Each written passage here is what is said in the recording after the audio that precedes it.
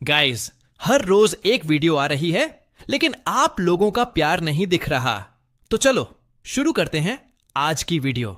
Obito ने दांत भींच लिए। एक अजीब सी अशुभ भावना उसके भीतर उठी। मादारा जैसा आदमी हमेशा से एक अनिश्चित बाज रहा है, इसलिए उसने खुद जाकर देखने का फैसला किया कि आखिर चल क्या रहा है। उसने काबुटो से कहा कि वह दूसरा त्सुचिकागे, तीसरा रायकागे, दूसरा मिजुकागे और चौथा काजेकागे को बाहर निकाले। इन कागे की जबरदस्त संवेदन क्षमता की मदद से ओबिटो ने बहुत जल्द ही ओरोचिमारू का ठिकाना ढूंढ निकाला। उसने सबको कामुई स्पेस में खींच लिया, फिर कागे को ओरोचिमारू के बेस के बाहर ट्रांसफर कर दिया। उधर अभी भी मादारा से बहस कर रहे टोबिरामा ने अचानक कुछ शक्तिशाली चक्र सिग्नेचर महसूस किए। वह बोला, रुको, लगता है नए गेस्ट्स आ गए हैं। टोबिरामा तुरंत हाशिरामा, मिनाटो और हिरुजन को लेकर बाहर आया। जैसे ही दूसरा त्सुचिकागे ने उन्हें देखा, वो हल्का सा हंस पड़ा। वाह, खुद दूसरा होकागे अपने ही जुत्सु से दोबारा जिंदा हुआ है। काफी आयरॉनिक है ना। इस बीच ओबिटो ऊंचाई पर बैठा सब देख रहा था, मौका ढूंढते हुए। टोबिरामा ने हाशिरामा से कहा, उस पर नजर रखो, बाकी चारों को हम संभाल लेंगे। दोनों टीमें आमने सामने थीं। माहौल टेंशन से भरा था। अचानक मुंह ने खुद को अदृश्य कर लिया। भले ही टोबिरामा दुनिया के सबसे बेहतरीन सेंसर निंजा में से एक था, फिर भी इस वक्त वो मुंह की लोकेशन ट्रैक नहीं कर पा रहा था। मुंह, जो अब पूरी तरह गायब था, धीरे धीरे टोबिरामा के पीछे पहुंचा। एक झटके में उसने हमला किया और टोबिरामा का आधा शरीर चकनाचूर हो गया। सफल वार के बाद मुंह आत्मसंतुष्ट होकर बोला, लगता है तुम सच में बूढ़े हो गए हो। लेकिन टोबिरामा बस मुस्कुराया। वो बोला, जरा अपने पैरों के नीचे देखो। मुंह ने नीचे झांका और देखा कि उसके पूरे शरीर पर सैकड़ों एक्सप्लोसिव टैग्स चिपक चुके हैं। ये थी टोबिरामा की खास प्रोटेक्टिव एक्सप्लोसिव टैग टेक्निक। जब एदो टेंसेई के साथ जोड़ी जाए तो ये सबसे विनाशकारी रणनीतियों में से एक बन जाती है। लगातार धमाकों की बरसात ने मुंह को पूरी तरह खत्म कर दिया, इतनी कि डीडारा भी इसके आगे फीका लगे। अचानक एक फ्लाइंग राइजन कुनाई दोनों के बीच में आकर गिरी। अगले ही पल मिनाटो चमकते हुए वहां प्रकट हुआ। वो मुस्कुराया, तीसरे रायकागे से तो मेरा पुराना हिसाब है। कुछ देर बाद दूसरा त्सुचिकागे को बिना सपोर्ट के टोबिरामा ने सील कर दिया। रायकागे ने वन फिंगर हेल्थ तकनीक से मिनाटो पर वार किया। उसकी स्पीड इतनी तेज थी कि मिनाटो को फ्लाइंग राइजन का सहारा लेकर साइड में हटना पड़ा। वो बोला, जो भी रायकागे बनता है, स्पीड तो लाजवाब होती है। अब रायकागे के शरीर पर और भी प्रबल बिजली लिपटने लगी। वो वन फिंगर हेल फिर से लॉन्च करने वाला था, लेकिन मिनाटो, जिसने नारुतो की यादों में यह लड़ाई देखी थी, पहले से जानता था कि उसके मूव्स और कमजोरियां क्या हैं। उसने बाएं हाथ में फ्लाइंग राइजन कुनाई पकड़ी और दाएं में एक विशाल रसेंगन इकट्ठा किया। दोनों एक दूसरे की ओर दौड़े और ठीक उस पल जब रायकागे की उंगली मिनाटो के चेहरे को छूने ही वाली थी, मिनाटो ने कुनाई उसके पैरों के पास फेंकी और तुरंत फ्लाइंग राइजन से टेलीपोर्ट होकर एक तरफ हट गया। अगले ही पल वो वापस उसी कुनाई पर फ्लैश हुआ और उस एंगल से उसने रसेंगन सीधे रायकागे की बाह पर मारा। रायकागे खुद अपनी ही तकनीक से आर पार हो गया। वो बोला, कमाल है, जवान लोग सच में कम नहीं हैं। मिनाटो ने उसके हाथ पर कॉन्ट्रैक्ट सील लगा दी, जिससे रायकागे काबुटो के नियंत्रण से आजाद हो गया। उसने मिनाटो को धन्यवाद दिया और शांति से एडो टेंसेई रिलीज कर खुद विलुप्त हो गया। दो शक्तिशाली योद्धाओं को खोकर काबुटो बुरी तरह बौखला गया। उसने मिजुकागे को नियंत्रित करते हुए जायंट क्लैम को समन किया। जायंट क्लैम ने जबरदस्त मिस्ट फैलाना शुरू किया और उसी के भीतर छिपकर मिजुकागे ने वाटर बबल जुत्सु छोड़ा। टोबिरामा जानता था कि जैसे ही वो बबल छुएगा, वो फट जाएगा। उसने एक शैडो क्लोन बनाया और वाटर वॉल जुत्सु से उस पर वार किए गए बबल्स को रोका।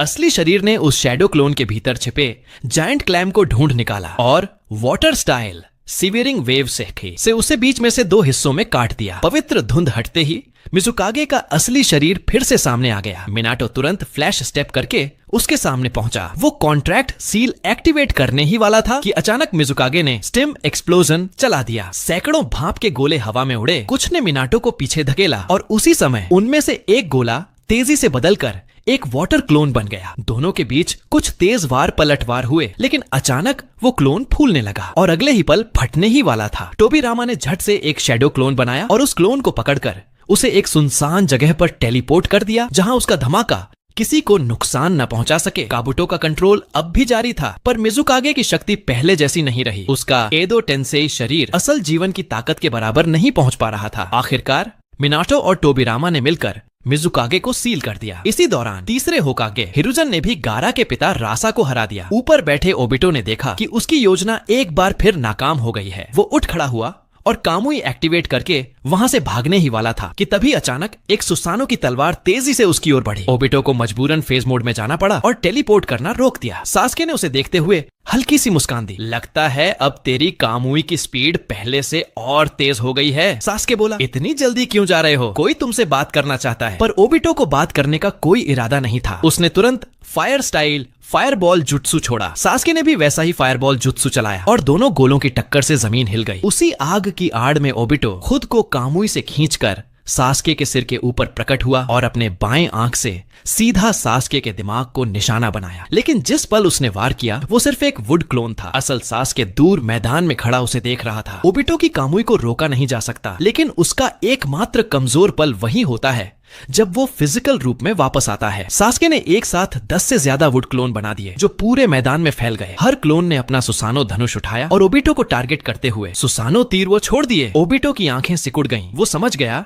कि सास्के उसी पल का इंतजार कर रहा है जब वो फिजिकल रूप में आएगा। लगता है पिछली लड़ाई के बाद तू और भी मजबूत हो गया है, उसने मन में सोचा। अगर अब इसे यूं ही बढ़ने दिया तो मून्स आई प्लान खतरे में पड़ जाएगा। उसने तय किया कि आज वो सास्के को किसी भी कीमत पर खत्म करेगा। वो सीधे सास्के की असली बॉडी की ओर भागा। मुकाबला अब स्पीड का था। क्या उसकी कामुई ज्यादा तेज होगी या सास्के की तलवार? सास्के ने चिदोरी चार्ज किया और सामने से टकरा गया। जैसे ही दोनों की तकनीकें टकराईं, दो और सुसानो ब्लेड्स ने हवा चीरते हुए ओबिटो की ओर वार किया। ओबिटो ने फिर से फेज मोड एक्टिवेट किया और सास्के के आर पार निकल गया। लेकिन उसके पीछे के वुड क्लोन फिर से सुसानो की विशाल तलवारें बना चुके थे। वो बुदबुदाया, कमबख्त, इसकी स्पीड पिछली बार से कहीं ज्यादा है। सास्के जानता था कि ओबिटो को बातों से नहीं मनाया जा सकता। नारुतो भी यहाँ नहीं था, इसीलिए उसका एकमात्र रास्ता यही था, उसे हराना। उसने चारों ओर अमेनो तजुकु टेंगाई शिंसो बैरियर फैलाया ताकि ओबिटो की मूवमेंट लिमिट हो जाए। कई सुसानो तीर एक साथ दागे गए। ओबिटो ने बचने की कोशिश नहीं की, बल्कि उसने एक ग्रे सुसानो प्रकट किया और उन सब हमलों को रोक दिया। वो बोला, ताकत बढ़ी है सिर्फ तुम्हारी नहीं, मूर्ख लड़के। उसके सुसानो की बाहें क्रॉस हुईं और उसमें से दो काले कामुई शूरिकेन आकार लेने लगे। सास्के की आंखें सिकुड़ गईं। वो पहचान गया, ये वही जुत्सु है जो कभी काकाशी ने कागुया के खिलाफ इस्तेमाल किया था। कामुई शूरिकेन। ओबिटो ने दोनों शूरिकेन फेंके जो अपने लक्ष्य का पीछा करते हुए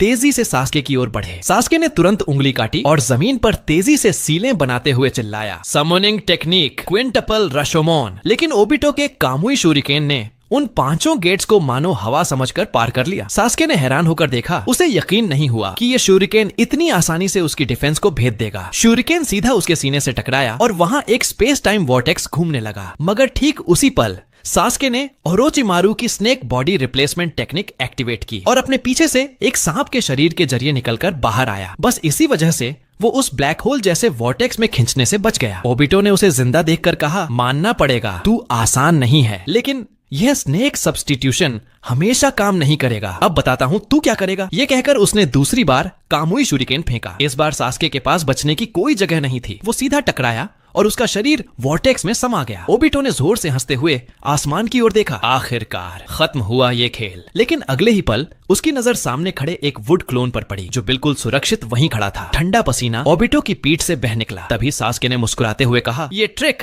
मेरे एक दोस्त की फेवरेट थी और आज ये मेरे काम आ गई। वो बोला, तेरी ड्यूल कामुई वाकई जबरदस्त है, पर उचिहा का खून वुड क्लोन को इतनी आसानी से नहीं पहचान सकता। लगातार कामुई शूरिकेन चलाने और सुसानो एनर्जी बनाए रखने की वजह से भले ही ओबिटो के पास हाशिरामा की कोशिकाएं थीं, पर शरीर पर बोझ साफ दिखने लगा था। वो गुर्राया, मैं अभी तेरी गर्दन मरोड़ दूंगा अपने कामुई से। लेकिन सामने खड़े दर्जनों वुड क्लोन देखकर उसे वो विचार छोड़ना पड़ा। उसने फिर से अपने ग्रे सुसानो में ऊर्जा भरी। दोनों हाथों में फिर से कामुई शूरिकेन बनने लगे। अब की बार पूरा दम लगा दूंगा। शूरिकेन फेंकते ही उसने एक और जुत्सु एक्टिवेट किया, कामुई शूरिकेन क्लोनिंग टेक्निक। तुरंत ही वे शूरिकेन 10 किरणों में बंट गए। हर एक अपने टारगेट की ओर उड़ चला, कुछ सास्के की ओर और बाकी उसके वुड क्लोन की ओर। अब सास्के के पास कोई रास्ता नहीं बचा था। चारों तरफ मौत थी और तभी उसकी आंखें चमक उठी। मंगलाकार इटरनल मंगेक्यो शारिंगन अचानक 2 रिनेगन में बदल गए। एक गूंजता हुआ स्वर उभरा, अमेनो तेजिकारा। पल भर में सास्के और ओबिटो की जगहें बदल गईं। कामुई शूरिकेन अब अपने असली लक्ष्य को खो चुके थे और हवा में घूमते हुए दिशा भटक गए। ओबिटो एकदम ऊपर आकाश में जा गिरा, चेहरे पर पूरी उलझन। ये मैं यहाँ कैसे? सास्के ने अपने रिनेगन को छूते हुए मुस्कुराया और धीमे से कहा, आखिरकार लौट आए। इस जन्म में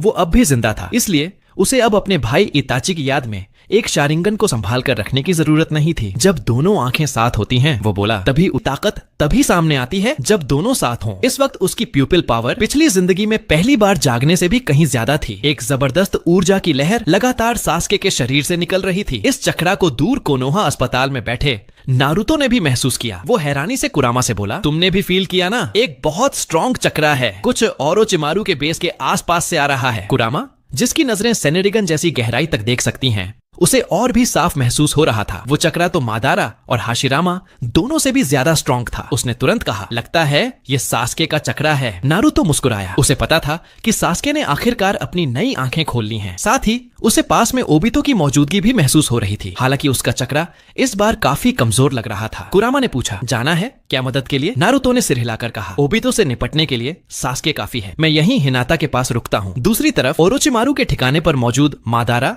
और हाशिरामा भी सास्के की वही एनर्जी महसूस कर चुके थे। मादारा को यह देखकर ज्यादा हैरानी नहीं हुई, क्योंकि उसने भी कभी आंखें खोलने की वो ताकत महसूस की थी। जब ओबितो ने सास्के की रिनेगन देखी, वो अपनी आंखों पर यकीन ही नहीं कर पा रहा था। उसे लगा शायद उसकी विजन कमजोर हो गई है, वरना एक 16-17 साल का बच्चा इतना खतरनाक प्रेशर कैसे दे सकता है। आसमान में काले बादल घिरने लगे। दोनों की टक्कर से बनी गर्म हवा ने एक विशाल तूफानी बादल खड़ा कर दिया, इतना बड़ा कि बिजली का हर वार पहले से कई गुना ज्यादा था। सास्के ने अपनी रिनेगन की मदद से हवा के फील्ड को कंट्रोल किया और धीरे धीरे आसमान में ऊपर उठ गया। उसने हथेली उठाई। वो इस नेचुरल लाइटनिंग से लड़ाई खत्म करना चाहता था। उसने दोनों हाथ फैलाए, आसमान की गड़गड़ाहट को मोड़ते हुए उसे हजारों रेडन चिदोरी नीडल्स में बदल दिया। ये बिजली की सुइयां मंत्रों जैसी स्पीड से नीचे बरसी, इतनी तेज कि ओबितो को खुद को बचाने का भी वक्त नहीं मिला और वो मजबूरन फेज मोड में चला गया। पिछली जिंदगी की चौथी शिनोबी वॉर में ओबितो ने चक्रा मल्टी स्पाइक टेक्निक फिश से पूरे निंजा एलायंस को तबाह कर दिया था। उस वक्त नेजी भी हिनाता को बचाते हुए मारा गया था, लेकिन आज सास्के चाहता था कि ओबितो भी वही डर महसूस करे जो उस दिन पूरी एलायंस ने किया था। ये बिजली की सुइयां हो पूरे 10 मिनट तक बिना रुके चल सकती थीं, जो ओबितो की फेस क्षमता को पूरी तरह तोड़ने के लिए काफी था। ओबितो हैरान था, कैसे सास्के ने नेचुरल लाइटनिंग को इतना बारीक कंट्रोल कर लिया। उसके मन में सवाल उठने लगा, आखिर ये बंदा है कौन? गुस्से में वो चिल्लाया, तू मेरी स्किल के बारे में इतना कैसे जानता है? 10 मिनट बाद उसका शरीर थकान से जवाब दे गया। वो मुंह से खून उगलते हुए घुटनों पर गिर पड़ा। सास्के ने हाथ उठाकर सारी बिजली गायब कर दी। वो जानता था कि आने वाली लड़ाई में ओबितो की शक्ति की जरूरत पड़ेगी, इसलिए उसने उसे मारा नहीं। लगातार हार से टूट चुका ओबितो अब समझ चुका था, मून आई प्लान अब मुमकिन नहीं। वो खाली निगाहों से सास्के की तरफ देखता रहा, फिर हल्की आवाज में कहा, मैं हार गया। सास्के ने बस चुपचाप उसकी तरफ देखा। असल में अभी अभी जब दोनों आखिरी बार भिड़े, ओबितो ने कामुई स्पेस में किसी को देखा। वो थी रिन। वो बार बार उससे पूछ रही थी, तुम इतने नीचे कैसे गिर गए? उसकी आंखों में वो गर्माहट नहीं थी जो पहले हुआ करती थी, बस ठंडा डर था। हालांकि ओबितो को पहले भी ऐसे सपने आते थे, पर इस बार वो किसी भी सपने से ज्यादा असली लगा। वो हल्के से मुस्कुराया और खुद से कहा, शायद पिछली बार नारुतो से हारने के बाद उसी वक्त से मेरा दिल डगमगाने लगा था। थका हारा और टूटा हुआ ओबितो अब सास्के से बोला, मुझे एक झटके में खत्म कर दो। सास्के हल्के से मुस्कुराया, इतनी जल्दी क्यों? क्या तुम जानना नहीं चाहते कि मैं और नारुतो अचानक इतने स्ट्रॉन्ग कैसे हुए? ये कहते हुए उसने अपना चक्रा उस कुनाई में डाल दिया जो उसे नारुतो ने दी थी। अचानक एक तेज हवा उठी और नारुतो ने अपने साथी की पुकार महसूस की। वो जोरदार एनर्जी के साथ वहां आ पहुंचा। जमीन पर पड़े ओबितो की हालत देखकर वो तुरंत समझ गया कि सास्के ने उसे क्यों बुलाया था। नारुतो ने हाथ बढ़ाकर मुट्ठी आगे की। चल एक बार फिर से ब्रोफिस्ट। थोड़ी झिझक के बाद ओबितो ने भी अपनी मुट्ठी आगे बढ़ाई। जैसे ही दोनों की मुट्ठियां मिली, ओबितो की आंखों के सामने सब कुछ खुल गया। वो भविष्य देख रहा था, वो दुनिया जहां नफरत की जगह साथ था। नारुतो ने ईमानदारी से कहा, यही फर्क है मेरे और सास्के के रास्ते में। हम दोनों जानते हैं कि अकेले ताकत काफी नहीं होती। दुश्मनों को हराने के लिए ताकत के साथ साथ साथियों की भी जरूरत होती है। वो आगे बोला, ओबितो, मैं चाहता हूं कि तुम फिर से हमारे साथ खड़े हो, जैसे पिछली जिंदगी के अंत में किया था। इन शब्दों ने ओबितो को हिला दिया। उसने स्वीकार किया कि वो पहले कितना संकीर्ण सोच वाला था और अब वो सब कुछ सुधारना चाहता है। उसने कहा, मैं तुम्हारे साथ रहूंगा, अपने पुराने गुनाहों का प्रायश्चित करूंगा और जब वो एक्ट सुत्सुकी खत्म हो जाएंगे तब नीचे जाकर उन सब के आगे सिर झुकाऊंगा जिन्हें मैंने तकलीफन दी थी। नारुतो मुस्कुराया, बस इतना सुनना काफी है, क्योंकि हिनाता अब भी बेहोश थी। उसने ओबितो को सास्के के हवाले किया और खुद तुरंत कोनोहा लौट गया। सास्के ओबितो को लेकर ओरोचिमारू की लैब पहुंचा। ओरोचिमारू ने मुस्कुराते हुए कहा, लगता है तुमने सच में आंखें खोल ली हैं। भले ही अभी ये 6 तुम्हारे रिनेगन हो नहीं है, लेकिन मौजूदा हालात के लिए काफी है। सास्के ने सिर हिलाया और बिना कुछ कहे वहां से चला गया। उसकी पीठ देखते हुए ओरोचिमारू बोला, ये हवा पहले से भी ज्यादा तेज हो चुकी है। फिर वो ओबितो की तरफ मुड़ा। उसके शरीर पर हल्की चोटें तो पहले ही भर चुकी थीं, क्योंकि उसके अंदर हाशिरामा की कोशिकाएं थीं, लेकिन गंभीर जख्म अब भी वैसे ही थे, क्योंकि जो सेल्स उसे पहले दिए गए थे वो घटिया क्वालिटी के थे। ओरोचिमारू ने फैसला किया, अब इसे पूरी तरह रीबिल्ड करना होगा। उसने ओबितो के शरीर का दायां हिस्सा नए ज्यादा एक्टिव हाशिरामा सेल्स से बदल दिया। इलाज के बाद ओबितो ने महसूस किया उसका चक्रा रिजर्व पहले से कई गुना बढ़ गया है और आंखों की रोशनी भी लगभग लौट आई है। वो हैरान था और हल्के झुककर ओरोचिमारू का शुक्रिया अदा किया। कुछ देर बाद ओरोचिमारू खुद सास्के के पास पहुंचा, हाथ में एक खास चीज लिए, गोल्डन रिनेगन। वो बोला, सबको बुलाओ, मैंने एक छोटा सा सरप्राइज रखा है। सास्के थोड़ा हैरान हुआ, लेकिन उसने सबको बुला लिया। होकागे, मादारा, इटाची सब बाहर आ गए। ओरोचिमारू ने जमीन पर 3 व्हाइट जेत्सु बांध रखे थे। कुछ देर बाद उनमें से 3 लोग बाहर आए, कुशिना और सास्के के माता पिता फुगाकू और मिकोटो। दूर कोनोहा में बैठा कुरामा अचानक इस नई ऊर्जा को महसूस कर उठा। वो चौंक गया, फिर से कुछ गड़बड़ है, ये तो कुशिना का चक्रा है। नारुतो ने ये सुनते ही खुशी से मुस्कुराया। तो आखिर वो सच में लौट आई। उसने हिनाता से कहा, अच्छी तरह आराम करो, ठीक होते ही मैं तुम्हें किसी खास से मिलवाऊंगा। उधर वो तीनों, कुशिना, फुगाकू और मिकोटो धीरे धीरे होश में आए। क्योंकि कुशिना ने पहले ही नारुतो की यादें देखी थीं, तो वो उतनी हैरान नहीं हुई, लेकिन जब उसकी नजर मिनाटो पर पड़ी तो वो दौड़कर उसके गले लग गई और वहीं खड़े सास्के और इटाची दोनों बस हैरान रह गए। ओरोचिमारू ने उन्हें पहले से इस सरप्राइज के बारे में कुछ नहीं बताया था। जैसे ही दोनों ने अपने माता पिता फुगाकू और मिकोटो को देखा, इटाची वहीं जमीन पर गिर पड़ा और सिर झुकाकर माफी मांगने लगा। मिकोटो ने उसका दुबला पतला चेहरा देखा और तुरंत दौड़कर उसे उठाया। सर उठाओ इटाची, उस दिन जो हुआ वो तुम्हारी गलती नहीं थी। इन सालों में तुमने बहुत सहा है। इतना सुनते ही वो टूट गया। वो जिसे कभी आंसू बहाते नहीं देखा गया, अब अपनी माँ से लिपटकर फूट फूट कर रोने लगा। उसी पल फुगाकू की आंखें भी नम हो उठी। हमेशा सख्त दिखने वाले वो पिता जब सास्के को सामने देखा तो अपनी भावनाएं छिपा नहीं पाए। वो आगे बढ़े, हाथ रखकर बोले, तुम ही हो ना सास्के? सास्के हल्की मुस्कान के साथ बोला, जी पिताजी, बहुत वक्त हो गया। फुगाकू मुस्कुराए, तुम सच में बड़े हो गए हो मेरे बेटे। सालों बाद उचिहा परिवार फिर से एक साथ था। वो पल छोटा था लेकिन दिलों को भर देने वाला। कुशिना ये सब देख रही थी, उसके चेहरे पर सच्ची खुशी थी। वो मिनाटो की ओर मुड़ी और पूछा, नारुतो कहाँ है? मिनाटो मुस्कुराया, वो अभी कोनोहा अस्पताल में है, हमारी बहू हिनाता का ख्याल रख रहा है। इतने में काफी दूर एक कोने से धीरे धीरे ओबितो बाहर आया। वो वहाँ छिपा हुआ था, पर जब उसने कुशिना की आवाज सुनी तो यकीन हो गया वो सच में लौट आई है। लेकिन वो आगे बढ़ नहीं पा रहा था, क्योंकि उसे नहीं पता था कैसे सामना करे उस औरत का जिसने उसे हमेशा प्यार और भरोसा दिया था। कुशिना, जिसकी सेंसिंग पावर बेहद तेज थी, पहले ही उसके आने का एहसास कर चुकी थी। वो गहरी आवाज में बोली, ओबितो बाहर आओ। ये सुनते ही उसके पूरे शरीर से ठंडा पसीना बह निकला। वो धीरे से बाहर आया और घुटनों पर गिर गया। माफ कर दीजिए, मेरी वजह से सब कुछ बर्बाद हो गया। उसने सिर झुकाकर अपने के पापों की माफी मांगी। उसने कहा, अगर नारुतो ना होता तो शायद मैं भी पिछली जिंदगी की तरह अपने पापों के बोझ तले मिट चुका होता। लेकिन अब मैं इन आंखों से, इन हाथों से अपने कर्मों का प्रायश्चित करना चाहता हूँ। वो आगे बोला, मुझे माफी की उम्मीद नहीं है, बस इतना चाहता हूँ कि मुझे मौका दो ताकि मैं कुछ अच्छा कर सकूं उस निंजा वर्ल्ड के लिए जिसे मैंने खुद तोड़ा था। कुशिना धीरे धीरे आगे बढ़ी, फिर अचानक अपना हाथ उठाया और जोर से मुक्का जड़ा ओबितो के सीने पर। फिर उसी हाथ से उसके कंधे पर हाथ रखकर बोली, अगर तुम में हिम्मत है अपने अतीत का सामना करने की तो उसी हिम्मत को अपना रास्ता बना लो। वो सिर्फ तुम्हारी सजा नहीं, तुम्हारी नई जिंदगी की शुरुआत भी है। ये सुनते ही ओबितो फूट पड़ा। आंसुओं में डूबे होठों से सिर्फ एक शब्द निकला, धन्यवाद। नई जिंदगी शुरू करने की ये बात ओबितो के दिल तक उतर गई। वो आंसू रोक नहीं पाया। उसके सारे एहसास बस एक लाइन में सिमट गए, थैंक यू। जब सब लोग फिर से मिल पाने की खुशी में डूबे हुए थे, अचानक ओरोचिमारू ने बात शुरू की। अब वो असली मायनों में सबको जिंदा करने की तैयारी में था। उसकी नजर गई मोमोशिकी की सुनहरी रिन्नेगन पर और उसके मन में एक बोल्ड आइडिया आया। वो खुद उस सुनहरी रिन्नेगन को ट्रांसप्लांट करेगा और फिर रिन्ने टेंसेई नोजुत्सु चलाएगा। सास्के का चेहरा ये सुनते ही गंभीर हो गया, क्योंकि वो जानता था इस जुत्सु की कीमत क्या होती है। आज के वक्त में ओरोचिमारू उसके लिए किसी फैमिली मेंबर जैसा बन चुका था। उन दोनों के बीच गहरा रिश्ता बन गया था। ओरोचिमारू ने उसकी झिझक समझ ली।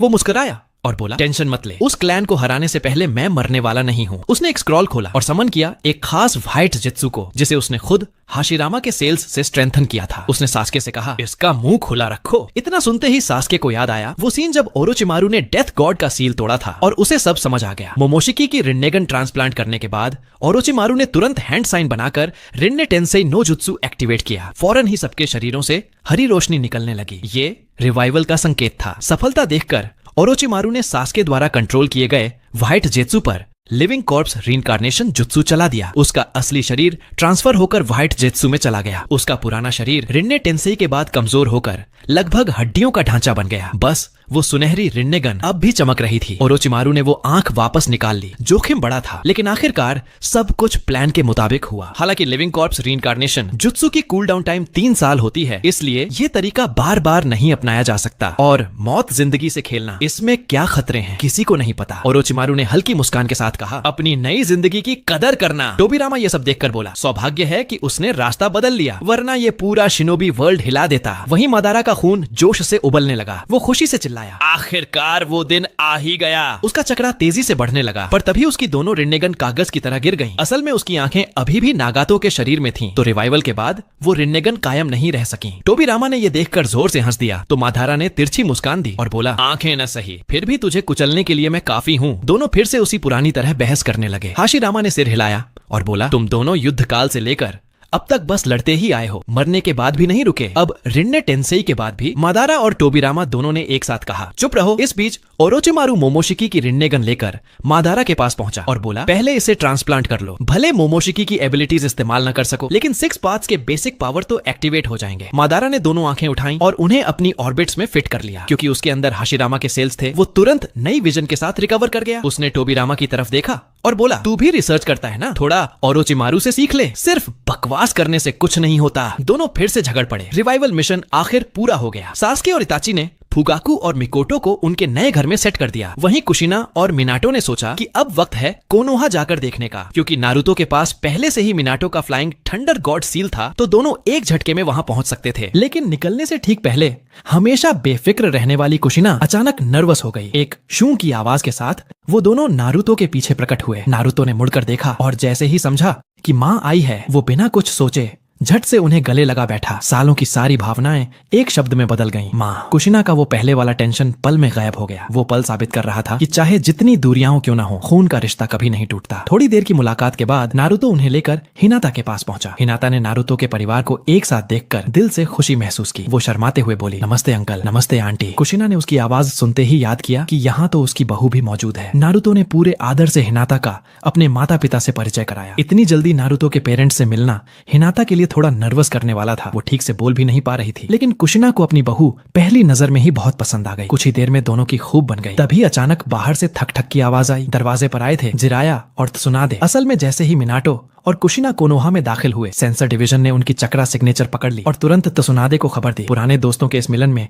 हिनाता के कमरे से बार बार खुशियों और हंसी की आवाजें गूंजने लगीं। लेकिन नारुतो जानता था ये सुकून ज्यादा देर तक नहीं रहेगा। वो समझ रहा था कि उसके कंधों पर अभी बहुत बड़ा बोझ बाकी है। वो हैरान था क्योंकि मिनाटो और कुशिना अब महज एदो टेंसेई नहीं रहे, वो सच में फिर से जिंदा हो चुके थे। उसने मिनाटो से पूछा, आखिर हुआ क्या है? और जब मिनाटो ने पूरी बात बताई तो नारुतो ने गहरी सांस लेकर कहा, ओरोचिमारू वो तो ऐसा आदमी है जिससे मौत खुद डरती है। उधर ओरोचिमारू के बेस से ज्यादा दूर नहीं, मादारा और हाशिरामा अपने नए शरीरों को परखने के लिए स्पैरिंग कर रहे थे। अचानक दोनों ने एक अजीब सी चक्रा फील की। मादारा के चेहरे पर एक शातिर मुस्कान आ गई। अगर मैं गलत नहीं हूँ तो ये ब्लैक जेत्सु की चक्रा है। वो तुरंत अपना चक्रा फोकस कर उस दिशा में तेजी से दौड़ पड़ा। मोनोशिकी की रिन्नेगन से बढ़े हुए स्पीड के कारण वो पलक झपकते ही ब्लैक जेत्सु तक पहुंच गया। उसने उसे गले से पकड़कर ऊपर उठाया और ठंडी नजरों से पूछा, कुछ कहना है या सीधे शुरू कर दूं? ब्लैक जेत्सु को यह नहीं पता था कि मादारा अब इन्फिनिट त्सुकियोमी की सच्चाई जान चुका है। वो घबरा कर बोला, मैं तो बस अगले कदम पर बात करने आया था। मादारा ने सोचा था कि अभी इनयांग रिलीज से इसे वहीं खत्म कर दे, पर फिर उसे नारुतो की योजना याद आई और उसने खुद को रोका। उसके आसपास नीला चक्रा जल उठा। उसने सुसानो एक्टिवेट किया और एक ही बार में ब्लैक जेत्सु को 2 हिस्सों में काट दिया। वो ठंडी हंसी के साथ बोला, तेरे मन में क्या चल रहा है मैं सब जानता हूँ। जमीन पर बिखरे ब्लैक जेत्सु के टुकड़ों को देखकर मादारा का गुस्सा थोड़ा शांत हुआ। एक आखिरी चेतावनी देकर वो और हाशिरामा वहां से निकल गए। ब्लैक जेत्सु ने खुद को मिट्टी में समा लिया। वो हैरान था कि मादारा उसकी माँ को पुनर्जीवित करने वाली योजना तक पहुंच गया। अब जबकि ओबितो और मादारा दोनों ही होकागे पक्ष के करीब आ चुके थे, तो हजारों साल की उसकी चालें लगभग ध्वस्त हो चुकी थीं। फिर भी उसने हार नहीं मानी। वो जानता था उसके पास एक बैकअप प्लान अभी भी है। हालांकि जिस व्यक्ति तक उसे पहुंचना है वो इतना आसान नहीं, इसलिए उसने तय किया पहले वो उस इंसान को ढूंढेगा जिसके अंदर भी सत्य की खोज की वही पागलपन है, काबुटो। उधर मादारा और हाशिरामा वापस ओरोचिमारू के बेस पहुंचे। हाशिरामा ने सास्के से कहा, नारुतो को बुलाओ, और फिर सबको बताया जो कुछ अभी अभी हुआ था। अब जबकि ब्लैक जेत्सु कागुया को फिर से जगाने की कोशिश करेगा, सभी जानते थे आने वाला समय बेहद बेहद खतरनाक होने वाला है। स्थिति के बिगड़ने से पहले ही नारुतो और बाकी सब अगला कदम तय करने के लिए मीटिंग करने लगे। ओरोचिमारू ने हल्की मुस्कान के साथ सबको आश्वस्त किया, चिंता मत करो, जब मैं तैयार हो जाऊंगा तो सबकी पावर लेवल मैं खुद बढ़ा दूंगा। उसी वक्त मादारा नारुतो के पास आया। वो बोला, तुम्हें पता है ना, नागातो उस लड़के का ठिकाना कहाँ है? असल में मादारा के पास अब मोमोशिकी की सुनहरी रिन्नेगन थी, लेकिन वो उसकी खुद की खोली हुई आंख नहीं थी, इसलिए वो उसकी पूरी शक्ति नहीं निकाल पा रहा था। उसने तय किया कि वो अपनी ये सुनहरी रिन्नेगन वापस अपनी असली आंखों से बदल लेगा, जो अभी भी नागातो के शरीर में थी। इस समय नागातो कोनोहा में त्सुनादे की देखरेख में अंतिम रिकवरी ऑब्जर्वेशन से गुजर रहा था। कई बार की हीलिंग के बाद उसकी दोनों टांगे अब पूरी तरह ठीक हो चुकी थीं। अचानक उसके सामने नारुतो प्रकट हुआ। उसने नागातो को अपना उद्देश्य बताया। नागातो ने बिना हिचकिचाए सीधे हामी भर दी। दोनों ने फ्लाइंग थंडर गॉड जुत्सु से सीधे ओरोचिमारू के बेस पर वापसी की। वहां ओरोचिमारू ने मादारा और नागातो दोनों की रिन्नेगन को एक दूसरे से बदल दिया। अपनी असली आंखें वापस पाकर मादारा जोर से हंस पड़ा। आखिर अब फिर से सही मायनों में लड़ सकता हूँ। इस बीच नारुतो आगे बढ़ा और बोला, मादारा, अब आउटर पाथ गोलेम को समन करो, मुझे टेल्ड बीस्ट से बात करनी है। मादारा ने कुछ हैंड साइन बनाए और एक गड़गड़ाहट के साथ आउटर पाथ गोलेम उसके पीछे उभरा। उसने उस पर कंट्रोल करते हुए कहा, चलो उन्हें बाहर लाते हैं। गोलेम ने मुंह खोला और उसमें से 6 विशाल चक्रा बॉल्स निकलकर बाहर आईं। वे चक्रा जमीन पर गिरते ही एक एक करके रूप लेने लगीं। 2 टेल से लेकर 7 टेल तक के बीजू वहां प्रकट हो गए। ये वही 6 टेल्ड बीस्ट्स थे जिन्हें पहले सील किया गया था। नारुतो ने 5 शैडो क्लोन बनाए और अपने असली शरीर के साथ हर एक बीजू को टच किया। एक झटके में वो सब स्पिरिचुअल वर्ल्ड में पहुंच गए। 6 बीजू गुस्से से भरे हुए नारुतो की तरफ देखने लगे। 4 टेल ने सबसे पहले मुंह खोला और व्यंग्य से बोला, कभी सोचा भी नहीं था कि 9 टेल जैसा जानवर किसी इंसान के साथ रहने लगेगा। कुरामा ने तुरंत उसे डांट दिया, चुप रहो, अगर आज हम आजाद हैं तो वो इसी इंसान की वजह से। नारुतो धीरे धीरे आगे बढ़ा, सबके बीच खड़ा हुआ और मुस्कुराते हुए बोला, डरने की जरूरत नहीं है, मैं कोई दुश्मन नहीं हूँ। कुरामा ने भी साथ खड़े होकर बाकी बीजू को सब समझाया। फिर सबने एक साथ नारुतो के साथ फिस्ट बम्प किया। सच्चाई जानने के बाद सारे बीजू शांत हो गए। उस सन्नाटे को नारुतो ने तोड़ा। मैं वो आत्मा हूँ जिसे इस दुनिया से मिट जाना चाहिए था, लेकिन ओरोचिमारू की मदद से मैं फिर से इस युग में लौटा हूँ और मेरा मकसद है तुम सबके साथ मिलकर उन आसमान से आए दुश्मनों को हराना। बीजू एक दूसरे को देखने लगे। उन्हें एहसास हुआ कि सामने खड़ा यही वो नीली आंखों वाला सुनहरे बालों का लड़का है जिसकी भविष्यवाणी कभी 6 पार्ट सेज ने की थी। उन्होंने अपनी अपनी चक्रा का एक हिस्सा नारुतो को सौंप दिया। नारुतो ने सिर झुकाकर कहा, थैंक यू, इस बार मैं तुम सबका भरोसा कभी नहीं तोड़ूंगा। सबका शुक्रिया अदा किया कि उन्होंने एक बार फिर उस पर भरोसा किया। इस बार वो कसम खा चुका था, अपने मिशन को अधूरा नहीं छोड़ेगा। इस वक्त उसके पास पहले ही 8 टेल बीस्ट्स की चक्रा थी, बस गारा के अंदर मौजूद शुकाकू ही बाकी था। उसने गंभीरता से सभी टेल बीस्ट से कहा, अब तुम सब आजाद हो, आगे से तुम अपनी मर्जी की जिंदगी जी सकते हो। सबसे एक एक कर विदा लेने के बाद नारुतो ने उन्हें दूर जाते हुए देखा। मादारा थोड़ी हैरानी और अफसोस के साथ बोला, तू उन्हें ऐसे ही जाने दे रहा है? इतनी मुश्किल से सबकी चक्रा इकट्ठी की थी। नारुतो मुस्कुराते हुए बोला, टेल बीस्ट्स कोई हथियार नहीं है, वो भी अपनी सोच रखने वाले जीव हैं। उन्हें सिर्फ 10 टेल को रिवाइव करने का टूल नहीं बनाना चाहिए। मादारा ने अधीर होकर कहा, ठीक है, समझ गया। तभी हाशिरामा ने महसूस किया कि नारुतो की चक्रा अचानक फिर से बहुत बढ़ गई है। उसने पूछा, अब तेरे अगले प्लान क्या हैं? नारुतो ने जवाब दिया, अब मुझे गारा से मिलना है। पिछली बार जब उसने गारा को बचाया था तो उसने सुनागाकुरे के पास एक फ्लाइंग थंडर गॉड मार्क छोड़ा था। एक झटके में वो वहां पहुंच गया। नारुतो ने बड़ी चालाकी से गांव की सिक्योरिटी को बाईपास किया और सीधा गारा के ऑफिस तक पहुंच गया। गारा ने जब उसे देखा तो पहले तो चौंका, फिर खुश हुआ। वो जान गया कि अगर नारुतो बिना होकागे नोटिस के आया है तो जरूर कुछ बहुत जरूरी बात होगी। नारुतो कुछ देर चुप रहा, फिर फैसला किया कि वो उसे अपनी फ्यूचर वाली सच्चाई बता देगा, पर गारा ने उसे बीच में ही रोक दिया। मुझे तुझ पर भरोसा है, तू जो भी कर रहा है वो निंजा वर्ल्ड की भलाई के लिए ही कर रहा होगा। दोस्तों के बीच इतना सफाई देने की जरूरत नहीं। गारा उन कुछ लोगों में से था जिससे नारुतो अपनी रिबर्थ के बाद भी खुलकर बात कर सकता था। जब गारा को पता चला कि नारुतो को शुकाकू की चक्रा चाहिए तो उसने बिना सोचे समझे शुकाकू से कहा कि अपनी चक्रा उसे दे दो। साथ ही उसने कहा, याद रखना, चाहे वक्त कोई भी हो, मैं और मेरा सुनागाकुरे हमेशा तुम्हारे साथ हैं, चाहे हमें पूरी निंजा वर्ल्ड से ही क्यों न भिड़ना पड़े। नारुतो के मन में कई भाव उमड़ आए, पर कोई भी शब्द उस पल की गहराई को बयान नहीं कर सका। इस खूबसूरत पल के बाद उसने गारा से विदा ली और सीधा ओरोचिमारू के ठिकाने की ओर निकल पड़ा। उधर फायर नेशन के बाहरी पहाड़ों में बने एक गुफा में ब्लैक जेत्सु दोबारा काबूतो के पास आया। लगातार नाकामियों ने दोनों को फिर से साथ ला दिया था। ब्लैक जेत्सु ने शैतानी मुस्कान के साथ कहा, मैंने एक ऐसा इंसान ढूंढ लिया है जो मादारा से भी ज्यादा ताकतवर है। उचिहा का सबसे पहला पूर्वज ओत्सुत्सुकी इंद्रा। काबूतो ये नाम सुनकर उत्साह से भर गया। ब्लैक जेत्सु ने एक बेहद खास बोतल निकाली जिसमें इंद्रा के जीन्स थे। काबूतो ने बिना देर किए एदो टेंसेई का जुत्सु एक्टिव किया और अगले ही पल नारुतो का सबसे खतरनाक दुश्मन सामने आ गया। इंद्रा ने अपनी गहरी और भयानक शारिंगन से सामने खड़े इंसान को देखा। वो बड़ा हो चुका ब्लैक जेत्सु था। हल्की मुस्कान के साथ बोला, उम्मीद है मेरे इस रूप में पुनर्जन्म का कोई अच्छा कारण होगा। इंद्रा, जो कि सिक्स पाथ सेज का बेटा था, जानता था कि ब्लैक जेत्सु को खत्म करने के 100 तरीके हैं, पर हजारों साल से निंजा दुनिया में घूमा ब्लैक जेत्सु अब इंसानों के दिलों से खेलने का उस्ताद बन चुका था। उसने इंद्रा को बताया पिछले 1000 सालों की सारी कहानियां और उचिहा क्लैन की दुर्घटना। जब इंद्रा ने सुना कि उसके वंशज लगभग मिट चुके हैं, तो उसकी शारिंगन में ठंडी और घातक चमक उभर आई। एक असली उचिहा पूर्वज होने के नाते उसकी आंखें कभी अंधी नहीं हुई, न ही उसे किसी की आंखें ट्रांसप्लांट करनी पड़ी। वो पैदा ही इटर्नल मंगेयक्यो शारिंगन के साथ हुआ था। ब्लैक जेत्सु ने उसे बहकाते हुए कहा, अगर तुम इन्फिनिट त्सुकियोमी एक्टिव कर दो तो अपने पिता और अशुरा के बनाए इस झूठे चक्र को हमेशा के लिए खत्म कर सकते हो। इंद्रा ने कहा, तेरी बातें सुनने में तो अच्छी लगती हैं,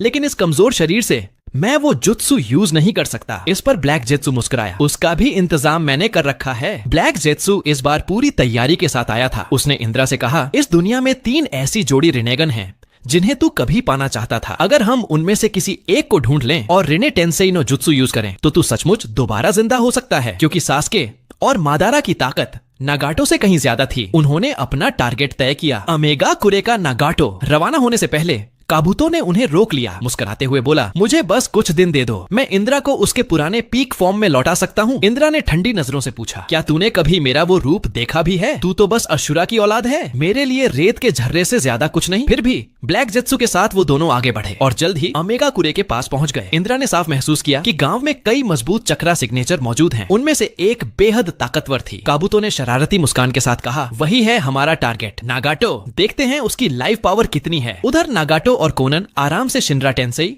और बांशो टेनिन का अभ्यास कर रहे थे। जैसे ही इंद्रा और उसके साथी गांव में दाखिल हुए, नागाटो ने बारिश के जरिए उनकी मौजूदगी महसूस कर ली। कोनन ने हैरानी से पूछा, क्या हुआ? नागाटो ने गंभीरता से जवाब दिया, घुसपैठियों की चक्रा लेवल नारुतो के बराबर है। कोनन तुरंत पेपर बटरफ्लाइज में बदलकर सबको अलर्ट करने निकल पड़ी। पिछली बार सुनाडे के इलाज से नागाटो की टांगें पूरी तरह ठीक हो चुकी थीं। उसने अपनी सेंसिंग के सहारे उनकी दिशा पकड़ी और तेजी से आगे बढ़ा। कुछ ही पल में वो इंद्रा के सामने था। इंद्रा ने उसकी आंखों में झांक कर उन सुनहरी रिनेगन को देखा और मुस्कुराया, जैसे अपनी खोई हुई चीज मिल गई हो। वो बोला, एक अशुरा के वंशज के पास रिनेगन कैसे हो सकते हैं? नागाटो ने उसकी बात का कोई जवाब नहीं दिया। सामने वाले की शारिंगन और उसकी प्राचीन पोशाक देखकर वो गरज कर बोला, तू है कौन और अमेगा कुरे में क्या कर रहा है? इंद्रा ने सीधा कहा, अपनी रिनेगन मुझे सौंप दे। नागाटो ने मना किया तो इंद्रा पागलों की तरह हंसा, तेरे जैसा इंसान मेरे पहले स्पार के लायक तो है। दोनों के बीच जंग शुरू होने ही वाली थी कि तभी एक कलाई पर बंधी दरांती दोनों के बीच आकर लगी। आए थे काकुजू, हिदान, साथ में कोनन और देदारा। इंद्रा के होठों पर तिरस्कार भरी मुस्कान आई। एक साथ सब आ जाओ, देदारा ने गुस्से में कहा। एक और शारिंगन यूजर, बहुत बढ़िया। उसने तुरंत कुछ क्ले बर्ड्स फेंके। इंद्रा ने जरा भी हिलने की जरूरत नहीं समझी। उसके चारों ओर से बिजली की लहरें उठी और वो क्ले बर्ड्स उड़ते उड़ते ही डेड हो गए। कोई धमाका नहीं। देदारा हैरान रह गया, लेकिन तभी इंद्रा पलक झपकते ही उसके पास पहुंच गया। कुछ इतनी तेज लाइटनिंग स्ट्राइक्स हुई कि हवा में बस ध्वनि भर गूंजी और देदारा का शरीर आर पार हो गया। पर कुछ पल में उसका शरीर सफेद मिट्टी में बदल गया। वो क्ले क्लोन था। उस क्लोन ने इंद्रा को कसकर पकड़ लिया। काकुजू ने बिना वक्त गंवाए अपना फायर मास्क एक्टिवेट किया। Fire release, intelligent hard work. भीषण आग इंद्रा की ओर लपकी और उसी समय देदारा चिल्लाया, अब उड़ जा मेरे आर्ट। क्ले क्लोन धमाके के साथ फट गया। आग और विस्फोट से पूरा इलाका हिल गया। लेकिन विस्फोट से ठीक पहले इंद्रा ने लाइटनिंग बॉडी फ्लैश यूज किया। उसका शरीर बिजली की तरह चमका और वो सीधे देदारा के पीछे आ खड़ा हुआ। देदारा पलटते ही काउंटर करने वाला था, लेकिन एक ही पल में वो इंद्रा के गेंजुत्सु में फंस गया। इंद्रा ने अपने हाथों में एक चिदोरी जैसी बिजली की ताकत समेटी। वो वार करने ही वाला था कि नागाटो ने तुरंत बांशो टेनिन एक्टिवेट किया। एक जबरदस्त खिंचाव के साथ उसने देदारा को अपनी तरफ खींच लिया, जिससे वो इंद्रा के वार से बाल बाल बच गया। उसी वक्त काकुजू की जमीन के नीचे छिपी टेंटेकल्स अचानक बाहर निकली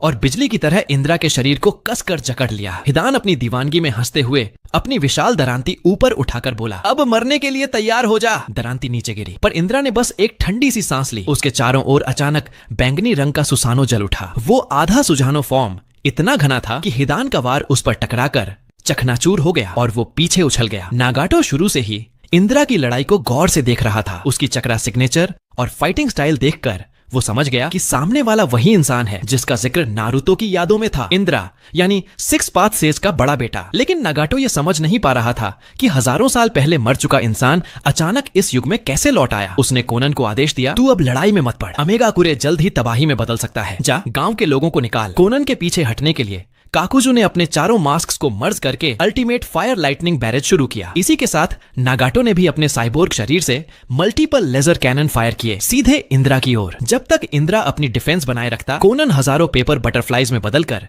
तेजी से युद्ध क्षेत्र से बाहर निकल गई। कुछ मिनटों तक नागाटो और काकुजू की कॉम्बो अटैक लगातार चलता रहा। चारों तरफ बिजली, आग और विस्फोट का तूफान मच गया। लेकिन जब धुआं छंटा, इंद्रा बिल्कुल सही सलामत वहीं खड़ा था। उसने मुस्कुराकर कहा, तुम्हारे ये सारे अटैक बस हवा में राख उड़ाने लायक हैं। काकुजू का चेहरा गंभीर हो गया। वो उसकी अब तक की सबसे ताकतवर चाल थी, फिर भी वो उस पर एक खरोंच तक नहीं छोड़ पाया था। नागाटो ने तुरंत समनिंग जुत्सु एक्टिव किया और दर्जनों समन बीस्ट्स प्रकट हो गए। उन सबने मिलकर इंद्रा को रोकने की कोशिश की। जबकि नागाटो तेजी से समुद्र की दिशा में भागा।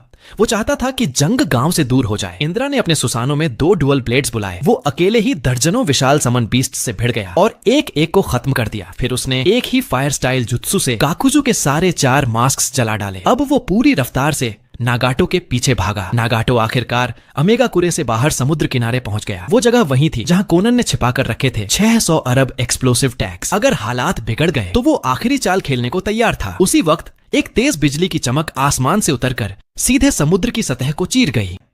बिजली की लकीर आसमान से गिरे और वो आकृति समंदर की लहरों में गिरते ही भयंकर तूफान उठा। इंद्रा अपनी रौबदार सुसानों वाली शख्सियत के साथ समंदर की सतह पर खड़ा था, सिर ऊंचा, निगाहें ठंडी और स्थिर। उसने चारों ओर नजर दौड़ाई और व्यंग्य से बोला, गांव को बचाने के लिए मुझे यहाँ लाकर फंसाया गया, लेकिन लगता है मेरी डिस्ट्रक्टिव पावर को बहुत कम आंका गया है। नागाटो का चेहरा स्थिर रहा, पर उसने अपने भीतर की चक्रा एनर्जी को पूरी तरह मुक्त कर दिया। दोनों के चक्रा आभा मंडल एक दूसरे से टकराए और उस टकराव ने हवा में भयंकर एनर्जी स्टॉर्म पैदा कर दिया। अब लड़ाई शुरू हो चुकी थी। इंद्रा ने तेजी से हैंड साइन बनाए, fire release, great fire annihilation. आसमान को चीरती आग की विशाल दीवार सीधे नागाटो की ओर बढ़ी, लेकिन नागाटो ने जमीन पर कदम जमाए रखा, हाथ उठाया और बोला, विंड रिलीज, रासेन शूरिकेन। उसकी विंड एनर्जी ने आग की लहर को तेजी से सिकोड़ दिया। आग जैसे हवा में ही दम तोड़ने लगी। इंद्रा मुस्कुराया। वो उछलकर हवा में पहुंचा और तुरंत अमातेरस सक्रिय किया। काली आग की लपटें नागाटो के शरीर पर भड़क उठी। भारी दर्द के बावजूद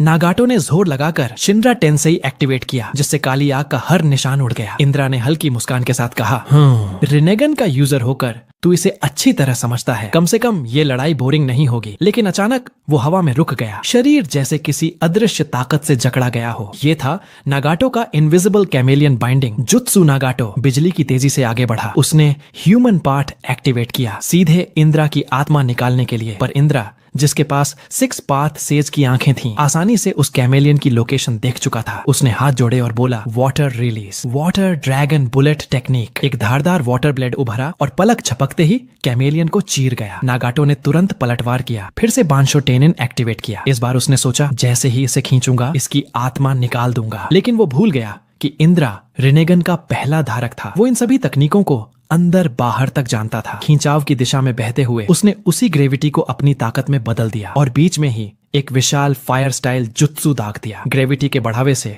वो फायर स्टॉर्म इतना शक्तिशाली हो गया कि पूरा समंदर आग में तब्दील हो गया। नागाटो ने अपनी आंखों से चारों ओर रिनेगन प्रोटेक्शन बैरियर एक्टिवेट किया, जिसने आग को रोक लिया। वो अब बस कुछ इंच दूर था। इंद्रा की आत्मा निकालने ही वाला था कि तभी बैंगनी चक्रा फिर से इंद्रा के शरीर से फट पड़ा। उसने ग्रेविटी का फायदा उठाकर अपने सुसानों से एक जोरदार मुक्का मारा, सीधे नागाटो पर। नागाटो ने तुरंत शिनरा टेंसेई स्विच किया और अपनी पूरी ताकत लगाकर उस मुक्के को रोक लिया। दोनों कुछ पल तक टकराए रहे, फिर पीछे हटे। हवा में बिजली और धुआं तैरने लगा। लगातार शक्तिशाली जुत्सुओं ने नागाटो की सांसें तेज कर दी। वो थक चुका था, जबकि इंद्रा अभी भी गर्म हो रहा था। वो जानता था कि इतने ताकतवर शरीर को लंबी लड़ाई में रोकना मुश्किल होगा, इसलिए उसने सोचा अब इसे यहीं खत्म करना होगा। दरअसल नागाटो का असली मकसद इंद्रा को गांव से दूर लाकर अपनी अल्टीमेट टेक्निक का इस्तेमाल करना था। उसने दोनों हथेलियां जोड़कर अपना चक्रा केंद्रित किया। चिबाकू टेंसेई। अचानक समुद्र की गहराई से भारी चट्टानें उठने लगीं और सब की सब इंद्रा की ओर खींचने लगी। ये चिबाकू टेंसेई का एडवांस वर्जन था। इस बार कोई ग्रेविटी बॉल नहीं बनाई गई, बल्कि इंद्रा खुद ग्रेविटी का स्रोत बन गया। जितनी उसकी चक्रा ताकत, उतनी ही बड़ी खिंचाव शक्ति। इंद्रा ने चौंक कर ऊपर देखा और कुछ ही पलों में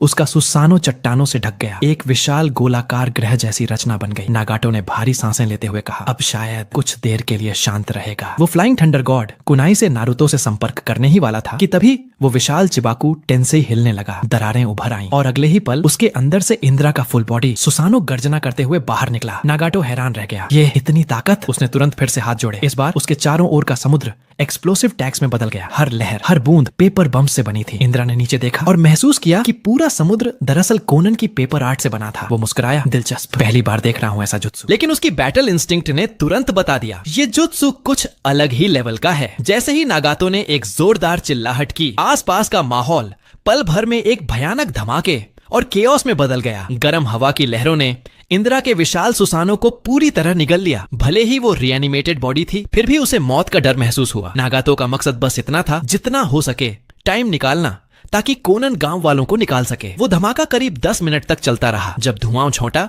तो इंद्रा का परफेक्ट सुसानो लगभग टूट चुका था। वो जोर से हंस पड़ा, कितना मजेदार है ये, और बोला, अब तुम्हारे तोहफे के बदले में थोड़ा असली खेल दिखाता हूँ। उसने अपने सुसानो के दोनों हाथ जोड़ लिए। अचानक हवा में फैली नेचुरल एनर्जी बेकाबू होकर उसके चारों ओर घूमने लगी। वो ऊर्जा लहरों की तरह उसके सुसानो के अंदर समा गई। सेनजुत्सु के प्रभाव से उसका सुसानो फिर से प्यूरिफाइड हो गया। ये देखकर नागातो की हिम्मत लगभग टूट गई। उसी वक्त नारुतो, जो दूर कोनोहा में था, आसमान में छलांग लगाकर फिर कुमोकुरे विलेज की दिशा में देखने लगा। क्योंकि वो भी सेनजुत्सु में माहिर था, वो महसूस कर सकता था कि नेचुरल एनर्जी उसी दिशा में बह रही है। उसे अचानक कुछ बुरा होने का एहसास हुआ। वो तुरंत फ्लाइंग राइजिन से कुमोकुरे और सीधे उस जगह भागा जहां चाकरा की सबसे तेज लहर महसूस हो रही थी। लेकिन जब वो पहुंचा तब तक बहुत देर हो चुकी थी। उसकी आंखों के सामने बस नागातो का शरीर समुंदर की सतह पर तैर रहा था। नारुतो ने बिजली सी गति से उसे पकड़ा। इस वक्त नागातो की हालत नाजुक थी। उसकी दाईं आंख किसी ने निकाल ली थी। नारुतो ने एक शैडो क्लोन बनाकर कोनन से संपर्क किया, जबकि असली शरीर नागातो को लेकर कोनोहा की ओर निकल पड़ा तो सुनादे से इलाज कराने। कुछ घंटों बाद नागातो को होश आया। उसने अपनी एकमात्र रिनेगन आंख से सतर्क नजरों से नारुतो की ओर देखा। धीरे से बोला, माफ करना, मैंने तुम्हारा भरोसा तोड़ दिया। नारुतो ने उसके जख्मी शरीर को देखा, दिल में अपराध बोध से भरा हुआ। उसने पूछा, क्या हुआ वहाँ? इस दुनिया में मुश्किल से कोई होगा जो तुम्हें घायल कर सके। नागातो ने इंद्रा से हुई लड़ाई का आखिरी पल याद करते हुए बताया। वो परफेक्ट सुसानो को मीडियम बनाकर सेज मोड में गया और इतनी नेचुरल एनर्जी खींच ली कि उसका सुसानो और ज्यादा पावरफुल हो गया। फिर उसने अपने सुसानो के हाथों में एक भयानक शक्ति की रचना की, जिसे वो सेज एनहांस्ड सुसानो एरो कह रहा था, और सारी नेचुरल एनर्जी को एक विशाल तीर में बदल दिया। उस तीर की नोक से निकली लहरें इतनी डरावनी थीं कि मैं 100 मीटर दूर होते हुए भी कांप गया। वो इंद्रा एरो सीधे मेरी ओर छोड़ी गई। मैंने अपनी आखिरी चक्रा ताकत से चो शिनरा तेनसेयम चलाया और किसी तरह उस तीर की दिशा बदल पाई, लेकिन फिर भी मैं बुरी तरह घायल हो गया। नारुतो उसकी बात सुनकर सन्न रह गया। उसे यकीन नहीं हुआ कि ब्लैक जेत्सु ने इंद्रा को कागुया को पुनर्जीवित करने की मोहरा बना लिया है। नागातो ने अपने खाली दाहिने आंख के गड्ढे को छुआ और कहा, मुझे लगता है इंद्रा बहुत जल्द पूरी तरह रिवाइव हो जाएगा। सिर्फ एक रिएनिमेटेड बॉडी से उसने मुझे और देईदारा को हराया। अगर वो पूरी तरह जिंदा हुआ तो उसकी ताकत का अंदाजा भी नहीं लगाया जा सकता। इसी बीच उत्तर की एक अंधेरी गुफा में ब्लैक जेत्सु ने इंद्रा से पूछा, तूने सिर्फ नागातो की एक रिनेगन ही क्यों ली? इंद्रा ने ठंडे लहजे में जवाब दिया, मैंने वो आंख सिर्फ रिने तेन से ही चलाकर खुद को पुनर्जीवित करने के लिए ली, शक्ति बढ़ाने के लिए नहीं। जब मेरा शरीर पूरी तरह लौट आएगा मैं अपनी खुद की रिनेगन जगाऊंगा। ब्लैक जेत्सु ने यह सुनकर और कुछ नहीं कहा। वो जानता था पहले उसे इंद्रा का शरीर पुनः बनाना होगा। उसने वो सुनहरी रिनेगन एक खास व्हाइट जेत्सु में ट्रांसप्लांट की, फिर खुद को और उस व्हाइट जेत्सु को पूरी तरह मिला लिया। वो उसके शरीर को कंट्रोल करते हुए हाथों से हैंड सील्स बनाने लगा और तुरंत रिन्ने टेन से नो जुत्सु सक्रिय किया। अचानक एक सुनहरी चमक इंद्रा के पूरे शरीर में फैल गई। कुछ ही पल बाद उसके अंदर से एक विशाल चाकरा का विस्फोट हुआ। उसने अपने हाथों को देखा, उसके शरीर में खून की गर्मी और ताकत का उबाल महसूस हुआ। फिर वो जोर से हंस पड़ा, आखिरकार अब असली लड़ाई शुरू होगी। इंद्रा उस व्हाइट जेत्सु के शरीर से अलग हो गया, लेकिन वो स्पेशल व्हाइट जेत्सु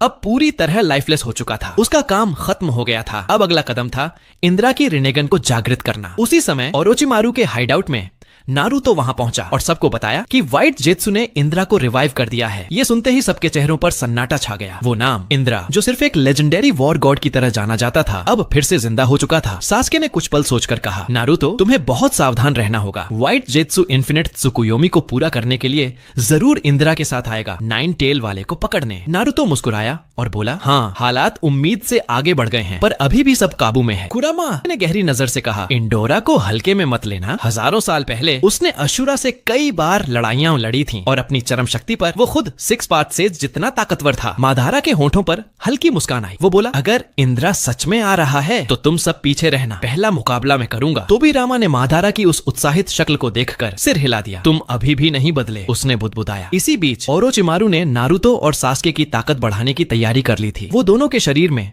वो ओत्सुत्सुकी सेल्स ट्रांसप्लांट करने वाला था जो उसने क्लोन सब्जेक्ट से निकाले थे, क्योंकि नारुतो और सास्के क्रमशः अशुरा और इंद्रा के पुनर्जन्म थे। उनके अंदर पहले से ही ओत्सुत्सुकी लिनियज का अंश मौजूद था। ओरोचिमारू का मकसद था इन सेल्स को कुंजी की तरह इस्तेमाल करके उनके निष्क्रिय ओत्सुत्सुकी जीन्स को सक्रिय करना। नारुतो हल्के से मुस्कुराया। सोचा नहीं था कि उन्हें हराने के लिए हमें उन्हीं की शक्ति उधार लेनी पड़ेगी। सर्जरी से पहले नारुतो ने जिराइया सेंसेई को भी हाइड आउट में बुला लिया और वो 2 रिवाइवल टेलिस्मन्स दिए जो उसे ग्रेट टोड सेज ने कभी सौंपे थे। अगर कुछ गड़बड़ हुई, उसने कहा, तो आप ग्रेट टोड सेज से संपर्क कर सकते हैं। कुछ ही देर में ओरोचिमारू तैयार था। नारुतो और सास्के दोनों ने ओत्सुत्सुकी सेल ट्रांसप्लांट स्वीकार किया। सर्जरी पूरी होते ही वो दोनों गहरी नींद में चले गए। ओरोचिमारू शांत होकर उनके पास खड़ा रहा और मॉनिटर पर नजरें टिकाईं। धीरे धीरे नारुतो और सास्के की हार्ट बीट कम होती जा रही थी। उनका चक्रा भी बेहद कमजोर। रखे मॉनिटर से साफ पता चल रहा था कि नारुतो और सास्के दोनों की हार्ट बीट लगातार गिर रही है और उनका चक्रा भी अब बेहद कमजोर हो चुका है। जिराया बेचैन होकर ओरोचिमारू से पूछ बैठा, अब क्या करें? लेकिन ओरोचिमारू बिल्कुल शांत था। वो बोला, सब कुछ मेरे कंट्रोल में है, क्योंकि नारुतो और सास्के को इस आइस डेथ स्टेट में लाना ही सेज ऑफ 6 पाथ्स से मिलने की एकमात्र शर्त है। इसी दौरान दोनों की चेतना एक फीके पीले से स्पिरिचुअल स्पेस में पहुंच गई। वही जगह है जहां उन्होंने पहले भी सेज ऑफ 6 पाथ्स से मुलाकात की थी, लेकिन इस बार कुछ अलग था। इस जन्म में दोनों एक ही जगह पर एक साथ मौजूद थे। कुछ ही देर बाद सेज ऑफ 6 पाथ्स का रूप उनके बीच प्रकट हुआ। उत्साहित नारुतो आगे बढ़ा और मुस्कुराते हुए बोला, हे, हम फिर मिल गए। लेकिन सेज थोड़े चौंक गए। उन्हें समझ नहीं आया कि ये लड़का उन्हें इतनी आसानी से कैसे पहचान रहा है। और फिर जब उन्होंने देखा कि अशुरा और इंद्र दोनों के पुनर्जन्म एक ही समय एक ही स्थान पर मौजूद हैं, तो वो हैरान रह गए। उन्होंने सोचा, क्या इन दोनों भाइयों का 1000 साल पुराना श्राप आखिरकार खत्म हो चुका है? नारुतो और सास्के हल्के से मुस्कुराए। नारुतो आगे बढ़ा और फिस्ट बम्प करते हुए सच्चाई बताने ही वाला था कि तभी सेज ने अपना दंड उठाया और दोनों की यादें पानी के सतह पर उभर आईं। जो कुछ उन्होंने भविष्य में किया था वो सब सेज ने देख लिया। ये देखकर उनका दिल गहराई तक हिल गया। उन्हें अब एहसास हुआ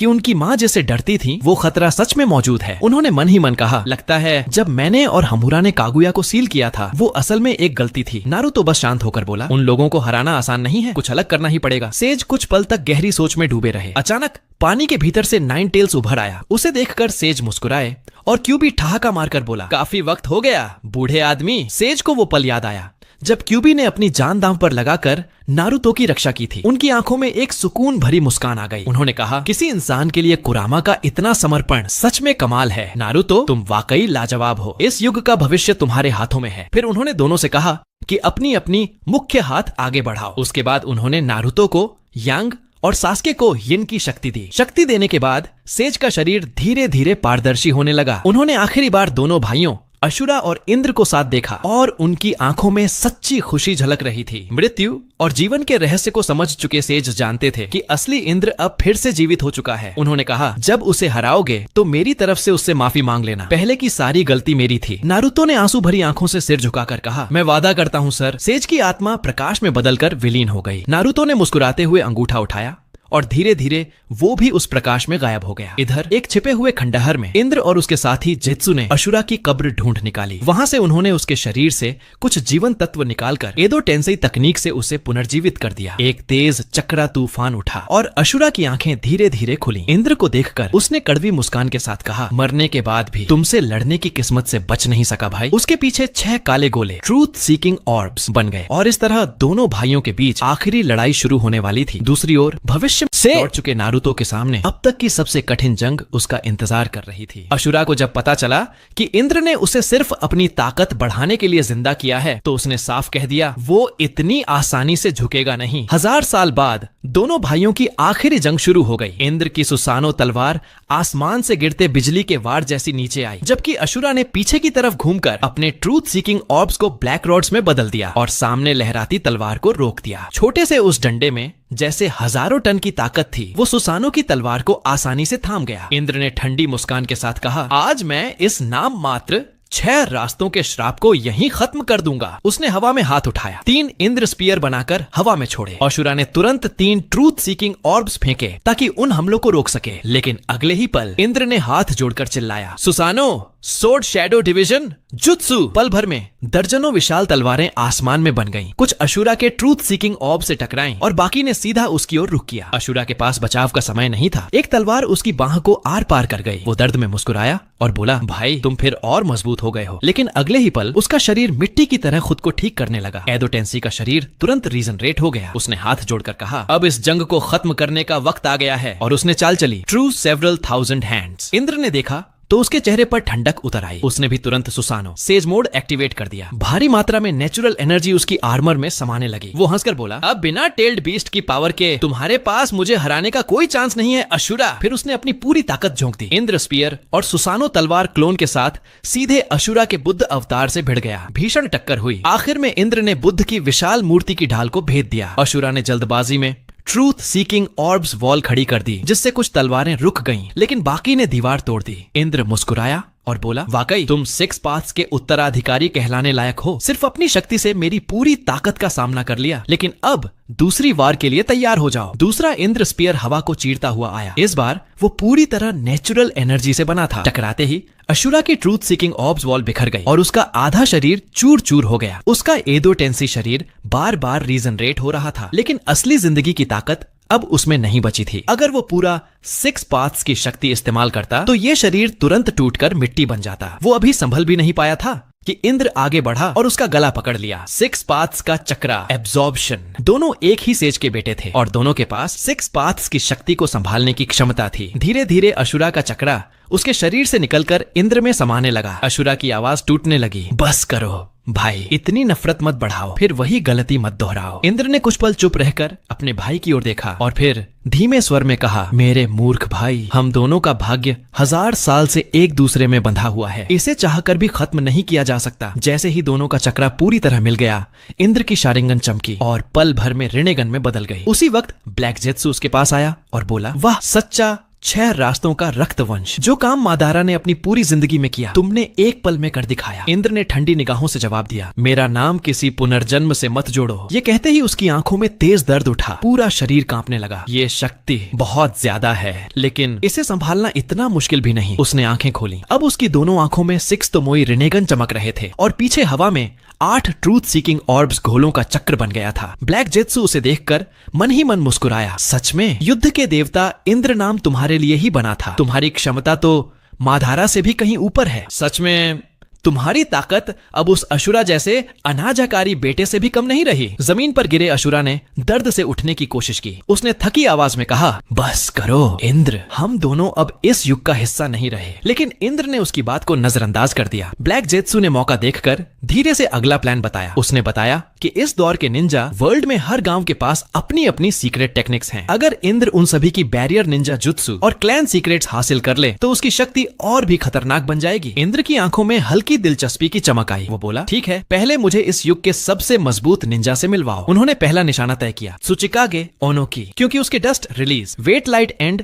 हेवी लाइट जुत्सु लड़ाई में बेहद कारगर साबित हो सकते थे। ओनो की उसके सामने टिक नहीं पाया। कुछ ही देर में इंद्र ने उस पर हाथ रखकर उसकी यादों से डस्ट रिलीज की सीक्रेट टेक्निक पढ़ ली, लेकिन उसने उसे मारा नहीं, बल्कि नजरें घुमाई दूर 3 बजे की दिशा में। उसे कुछ बेहद मजबूत चक्रा सिग्नल महसूस हुए। ब्लैक जेत्सु ने कहा, वो है ओरोचिमारू का ठिकाना। वहीं पर इस युग के तुम्हारे दोनों पुनर्जन्म नारुतो और सास्के फॉ भी मौजूद हैं। इंद्र मुस्कुराया, दिलचस्प। अगर मुझे अनंत त्सुकियोमी हासिल करनी है तो पहले इन रुकावटों को मिटाना होगा। इधर मिनाटो और टोबिरामा, जिनकी सेंसिंग एबिलिटी सबसे तेज थी, उन्हें भी एक अजीब सी ऊर्जा का एहसास हुआ। बहुत शक्तिशाली चक्रा और तेजी से करीब आ रहा है। मादारा और हाशिरामा ने एक दूसरे की तरफ देखा और बिना कुछ बोले कमरे से बाहर निकल गए। टोबिरामा भी लड़ाई में शामिल होना चाहता था, लेकिन हाशिरामा ने कहा, तुम मिनातो और तीसरे होकागे यहाँ रुको और बेहोश पड़े नारुतो और सास्के की रक्षा करो। मादारा के चेहरे पर हल्की मुस्कान आई। अपने पूर्वज से लड़ने का मौका, यह तो मजेदार होगा। दोनों एक साथ आगे बढ़े। दूर आसमान में खड़े इंद्र ने उन्हें देख लिया था। उसने व्यंग्य भरी हंसी के साथ कहा, चलो पहले तुम्हें एक छोटा सा तोहफा देता हूँ। उसने हाथ जोड़े। तेनगाई शिनसेई। अगले ही पल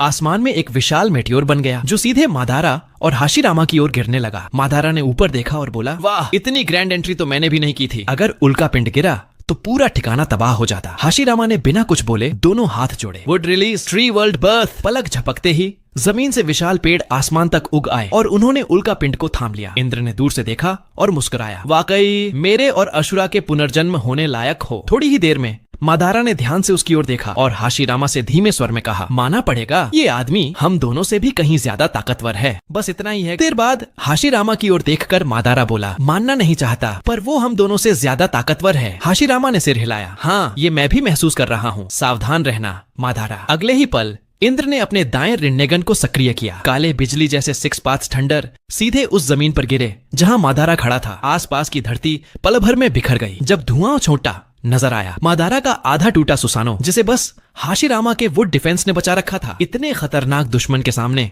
मादारा को भी टीम वर्क अपनाना पड़ा। उसने कहा, Hashirama nativity of a world of trees चलाओ। मैं fire release great fire annihilation छोड़ता हूँ। लकड़ी और आग का संयुक्त जुत्सु, वुड शील्ड और फायर शील्ड का मेल पल भर में इंद्र को आग के समंदर में डुबो देता है। लेकिन इंद्र ने दायां हाथ बढ़ाया और प्रेत पथ से चारों ओर की लपटें सोख ली। वो मुस्कुराया, बुरा नहीं था ये कॉम्बो, पर अफसोस तुम्हारा सामना ओत्सुत्सुकी इंद्र से है। अचानक एक जोरदार सोनिक बूम ने इंद्र को हवा में उछाल दिया। ये था मादारा का रिन्नेगन अटैक। दोनों रिन्नेगन की वजह से अब उसके पास 4 लिम्बो क्लोन एक्टिव थे। इंद्र ने फिर अपने दाएं आंख से एक नया जुत्सु छोड़ा, लेकिन मादारा ने तुरंत एक दूर के लिम्बो क्लोन से पोजीशन बदल ली। क्लोन उसकी जगह खत्म हो गया। बाकी 3 लिम्बो क्लोन लगातार इंद्र पर हमला करते रहे। हाशिरामा ने भी मल्टीवुड ड्रैगन जुत्सु चलाया और मादारा के साथ तालमेल किया, लेकिन इंद्र की स्पीड इतनी पागलपन भरी थी कि पहले अटैक के अलावा बाकी सारे वॉर उसने आसानी से रोक दिए। इन लगातार बारिश जैसी अटैक्स को देखकर इंद्र मुस्कुराया, एन अनलिमिटेड रीडिंग से पहले ये सब तो बस वार्म अप है। इतना कहते ही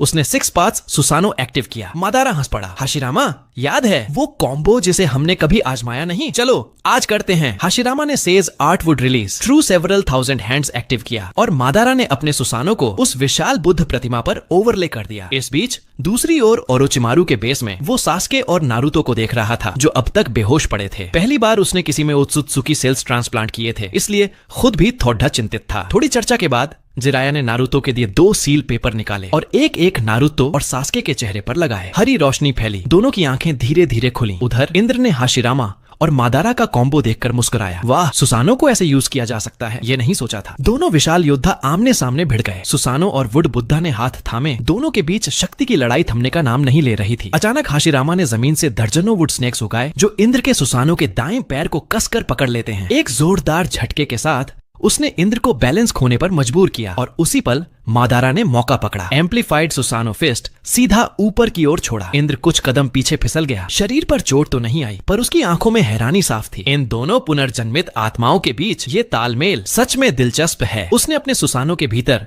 सेलेस्टियल बोन आर्मर एक्टिव किया, फिर तलवारों का तूफान छोड़ा। हाशिरामा ने अपने वुड जायंट से उन्हें रोकने की कोशिश की, जबकि मादारा ने उन तलवारों के रास्ते में हर लिम्बो क्लोन को एक्टिव किया। वो जानता था इंद्र अगर नेचुरल एनर्जी सोख ले तो कुछ नहीं बचेगा, इसलिए उसने सब क्लोन को सुसानो में ढालकर अदृश्य ब्लेड अटैक से इंद्र को रोकने की कोशिश की। पर इंद्र की आंखों में 6 तोमोई वाला रिन्नेगन था। जहां बाकी कुछ नहीं देख सकते थे, वो सब कुछ साफ देख रहा था। और तभी उसके हाथों में 3 6 पाथ्स थंडर स्पीयर इकट्ठा होने लगे और पूरी सटीकता से उन्हें मादारा के लिम्बो क्लोन सुसानो पर फेंका। तीनों स्पीयर जमीन में धंसते ही उन क्लोन सुसानो को वहीं जड़ से बांध देते हैं। हाशिरामा साफ महसूस कर सकता था कि मादारा का चक्रा तेजी से घट रहा है। लिम्बो क्लोन और विशाल ट्रू सेवरल थाउजेंड हैंड्स दोनों को एक साथ मेंटेन करना, यहाँ तक कि मादारा के लिए भी आसान नहीं था। हाशिरामा ने ठान लिया, इस लड़ाई को जल्दी खत्म करना ही पड़ेगा। उसने मादारा से कहा, नियंत्रण मुझे दे दो, अब मैं उसे रोकूंगा। इसके बाद उसने वुड रिलीज टॉप बौद्ध अटैक एक्टिव किया। हजारों विशाल मुक्के सुसानो की शक्ति से बड़े हुए बारिश की तरह इंद्र पर बरसने लगे। ये नजारा देखकर खुद इंद्र भी कुछ पल के लिए ठिठक गया। उसके 6 पाथ्स सुसानो ने दोनों हाथों में विशाल तलवारें थाम ली और वो गरजते हुए आगे बढ़ा, उन अनगिनत मुक्कों से भिड़ने के लिए। धमाका इतना जबरदस्त था कि जमीन और आसमान तक कांप उठे। लेकिन चाहे जितना भी ताकतवर हो, इंद्र का 6 पाथ्स सुसानो आखिर इंसान की रचना ही था। 2 हाथ बनाम 1000 मुट्ठियां। नतीजा तय था। लगातार प्रहारों में इंद्र की दोनों तलवारें टूट गईं और वुड बुद्धा के भारी मुक्के उसके सुसानो पर बरसने लगे। नंगी आंखों से दिखने लगी सुसानो के कवच में दरारें। इंद्र हल्का मुस्कुराया, अब खेलते हैं थोड़ा और। उसने तुरंत 6 पाथ्स शिनरा टेंसेई छोड़ा। जबरदस्त रिपल्सन फोर्स ने बुद्धा की बाकी मुट्ठियों को पीछे धकेल दिया। वो बोला, मजा आया, लेकिन तुम दोनों अब भी नहीं समझे। मैं हूँ ओत्सुत्सुकी इंद्र, जिसे हराना असंभव है। इतना कहकर उसने अपने सुसानो की हथेली में एक चिबाकू टेंसे ग्रेविटी ऑनर्ब बनाया, पर इस बार उसे आसमान में नहीं फेंका बल्कि हाथ में ही थामे रखा। चारों तरफ की चट्टानें और पहाड़ उस ऊर्जा में खींचने लगे और पल भर में एक विशाल चिबाकू टेंसेई फ्लेम फिस्ट बन गया। उसका वजन इतना ज्यादा था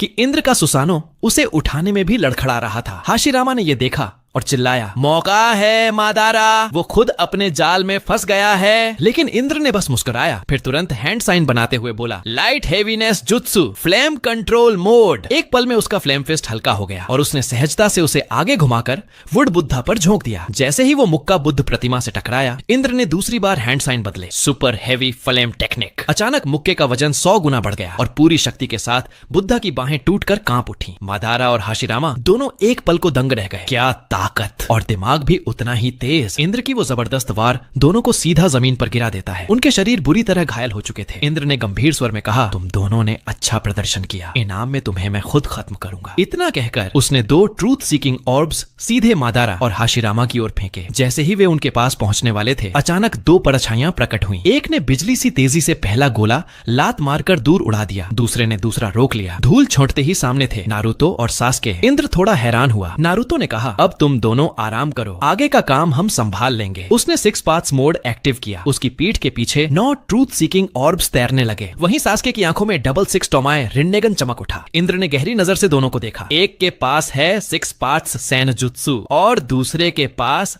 6 टोमाए रिन्नेगन। लगता है 6 पाथ्स सेज ने सच में तुम्हें अपनी ताकत दे दी है, वो बोला। लेकिन हजारों साल की गलती सिर्फ एक लड़ाई में सुधर नहीं सकती। इतना कहकर उसने सेजार्ट यिन शील्ड लाइटनिंग डिस्चार्ज छोड़ा। बैंगनी बिजली आसमान तक फैल गई। लेकिन जब उसने ध्यान से देखा, नारुतो और सास्के वहां थे ही नहीं। अचानक नारुतो उसके ठीक पास प्रकट हुआ, हाथ में काला ब्लैक रॉड थामे हुए, सीधे ऊपर से वार करता हुआ। इंद्र ने चौंक कर तुरंत अपने हाथों में काले ब्लैक रॉड्स बुलाए और वार को रोक लिया। वो हल्की हंसी के साथ बोला, सच में मेरे उस शिष्य का छोटा भाई तो अब काफी आगे निकल गया है। बात पूरी भी नहीं हुई थी कि सास्के ने तुरंत अमेनो तेजिकारा यूज करके खुद को इंद्र के पीछे ट्रांसफर कर लिया और एक जोरदार किक से उसे हवा में उड़ा दिया। मादारा ने सास्के और नारुतो की कोऑर्डिनेशन देखकर गहरी नजर डाली। इतनी छोटी सी भिड़ंत में भी इंद्र एक भी बढ़त नहीं ले पाया था। इस बीच सास्के ने नारुतो की ओर हल्का इशारा किया। नारुतो तुरंत समझ गया। उसने हाथों में एक विशाल 6 पाथ्स रसेंगन शील्ड तैयार किया। वहीं सास्के के हाथों में चमक उठा 6 पाथ्स चिदोरी। दोनों एक दूसरे की ओर दौड़े, लेकिन जैसे ही वो क्रॉस हुए, सास्के ने दोबारा अमेनो तेजिकारा एक्टिवेट किया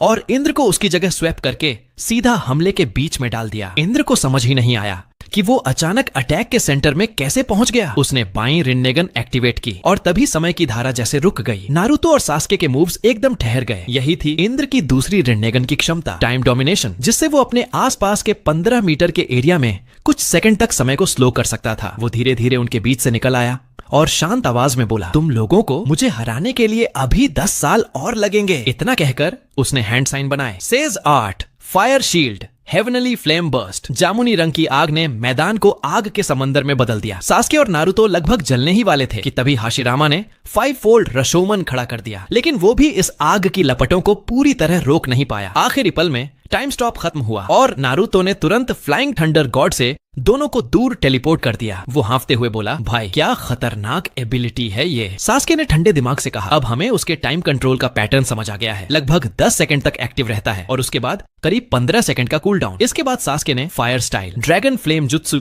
एक्टिव किया। 6 दुनिया की ऊर्जा से भरे विशाल अग्नि ड्रैगन इंद्र की ओर बढ़े। इंद्र मुस्कुराया, वाकई मेरे शिष्यों के वंशज हो तुम। उसने भी दोबारा हेवनली फ्लेम बर्स्ट एक्टिव कर दिया। दोनों की आगें टकराईं, पूरा आसमान लाल हो गया। उसी दौरान नारुतो ने एक ट्रूथ सीकिंग ऑर्ब रासेन शुरिकेन तैयार किया, लेकिन इससे पहले कि वो उसे फेंक पाता, इंद्र ने उसकी मूवमेंट पकड़ ली और अपने दाएं आंख से एक 6 पाथ्स ब्लैक थंडर नीचे गिरा दिया। नारुतो ने जैसे तैसे फ्लाइंग थंडर गॉड से खुद को बचा लिया। अब बारी थी।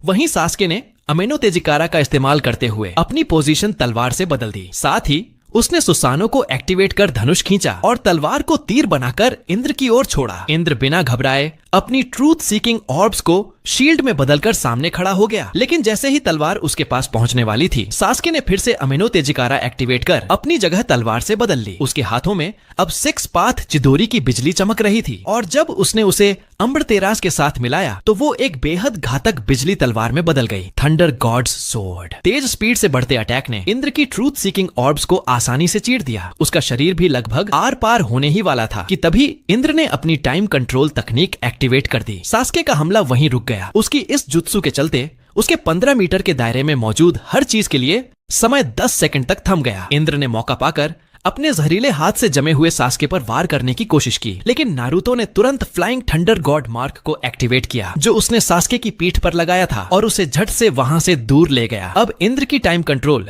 जुत्सु के 15 सेकंड के कूल डाउन टाइम में ही उसे हराने का मौका था। पहले से तैयार नारुतो ने अपने 9 शैडो क्लोन से 9 सेज 8 सुपर टेल्ड बीस्ट रासेन शूरिकेन तैयार कर रखे थे। सास्के पर अटैक करने के बाद आई छोटी सी ओपनिंग का फायदा उठाकर नारुतो ने उन 9 रासेन शूरिकेन, जिनमें 6 पार्ट्स की एनर्जी भरी थी, एक साथ इंद्र की ओर फेंक दिए। सीधे हिट लगने पर इंद्र के चेहरे पर दर्द साफ झलक रहा था। वो दर्द सहते हुए अपनी आंखों को जोर से खोलता है और अमतेरासु सब्स्टिट्यूशन जुत्सु एक्टिवेट कर देता है। उसका शरीर काले धुएं में बिखर गया और उसका असली शरीर थोड़ी दूरी पर फिर से प्रकट हुआ। उसी वक्त सास्के भी फिर से मैदान में लौट आया। इंद्र मुस्कुराते हुए बोला, सच में मजा आ गया। इतना कहकर उसने अपने दोनों हाथ जोड़े और खुद को चिबाकू टेंसेई का ग्रेविटी कोर बनाते हुए 6 पार्ट चिबाकू टेंसेई लॉन्च कर दिया। उसके शरीर से निकली काली एनर्जी ने चारों ओर के स्पेस को तोड़ मरोड़ दिया। भयानक ग्रेविटी ने नारुतो और सास्के दोनों को अपनी ओर खींच लिया। सास्के, जो इस जुत्सु को अच्छे से जानता था, बोला, नारुतो जल्दी से फ्लाइंग थंडर गॉड यूज कर, अगर हम दोनों फंसे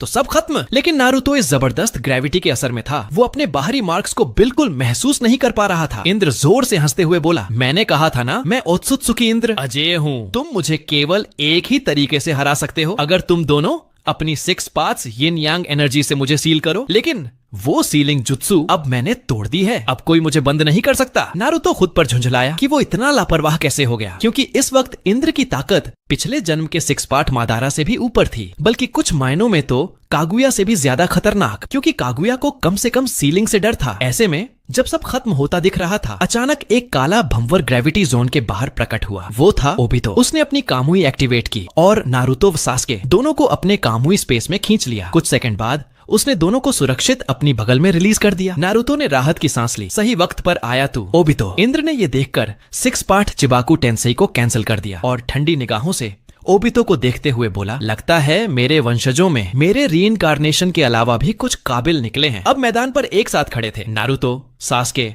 मादारा और ओबितो, आज का सबसे ताकतवर शिनोबी गठबंधन। इंद्र मुस्कुराया और उसका 6 पार्ट सुसानो एक्टिवेट किया। हजारों फीट ऊंचा वो सुसानो मानो आसमान फाड़ने वाला था। नारुतो ने तुरंत कुरामा मोड एक्टिवेट किया, जबकि सास्के और मादारा दोनों ने भी अपना सुसानो एक्टिवेट किया और उसे कुरामा के आधे आधे शरीर पर ओढ़ा दिया। वहीं दूसरी तरफ ओबितो और हाशिरामा भी कुरामा के शरीर पर आकर जुड़ गए। ये देखकर इंद्र जोर से हंस पड़ा। यही असली लड़ाई कहलाती है। दोनों विशालकाय ताकतें सुसानो कुरामा कॉम्बो एक साथ भिड़ी और पलक झपकते ही पूरा मैदान तलवारों और चक्रा की आंधी में तब्दील हो गया। कुरामा के हाथों में हेवनली ग्रेट बो एक्टिवेट हुआ और उसने तेजी से कई 6 पार्ट एनर्जी वाले तीर इंद्र की ओर छोड़ दिए। इंद्र ने भी वही जुत्सु दोहराते हुए अपनी तरफ से तीरों की बरसात कर दी। लेकिन जैसे ही दोनों ओर के तीर टकराने वाले थे, ओबितो ने अचानक कामुई यूज करके इंद्र के तीरों को स्पेस वॉर्प से गायब कर दिया। इस अप्रत्याशित चाल ने इंद्र को फिर मजबूर कर दिया कि वो दोबारा टाइम स्टॉप जुत्सु एक्टिवेट करे। लगातार होती इस जंग से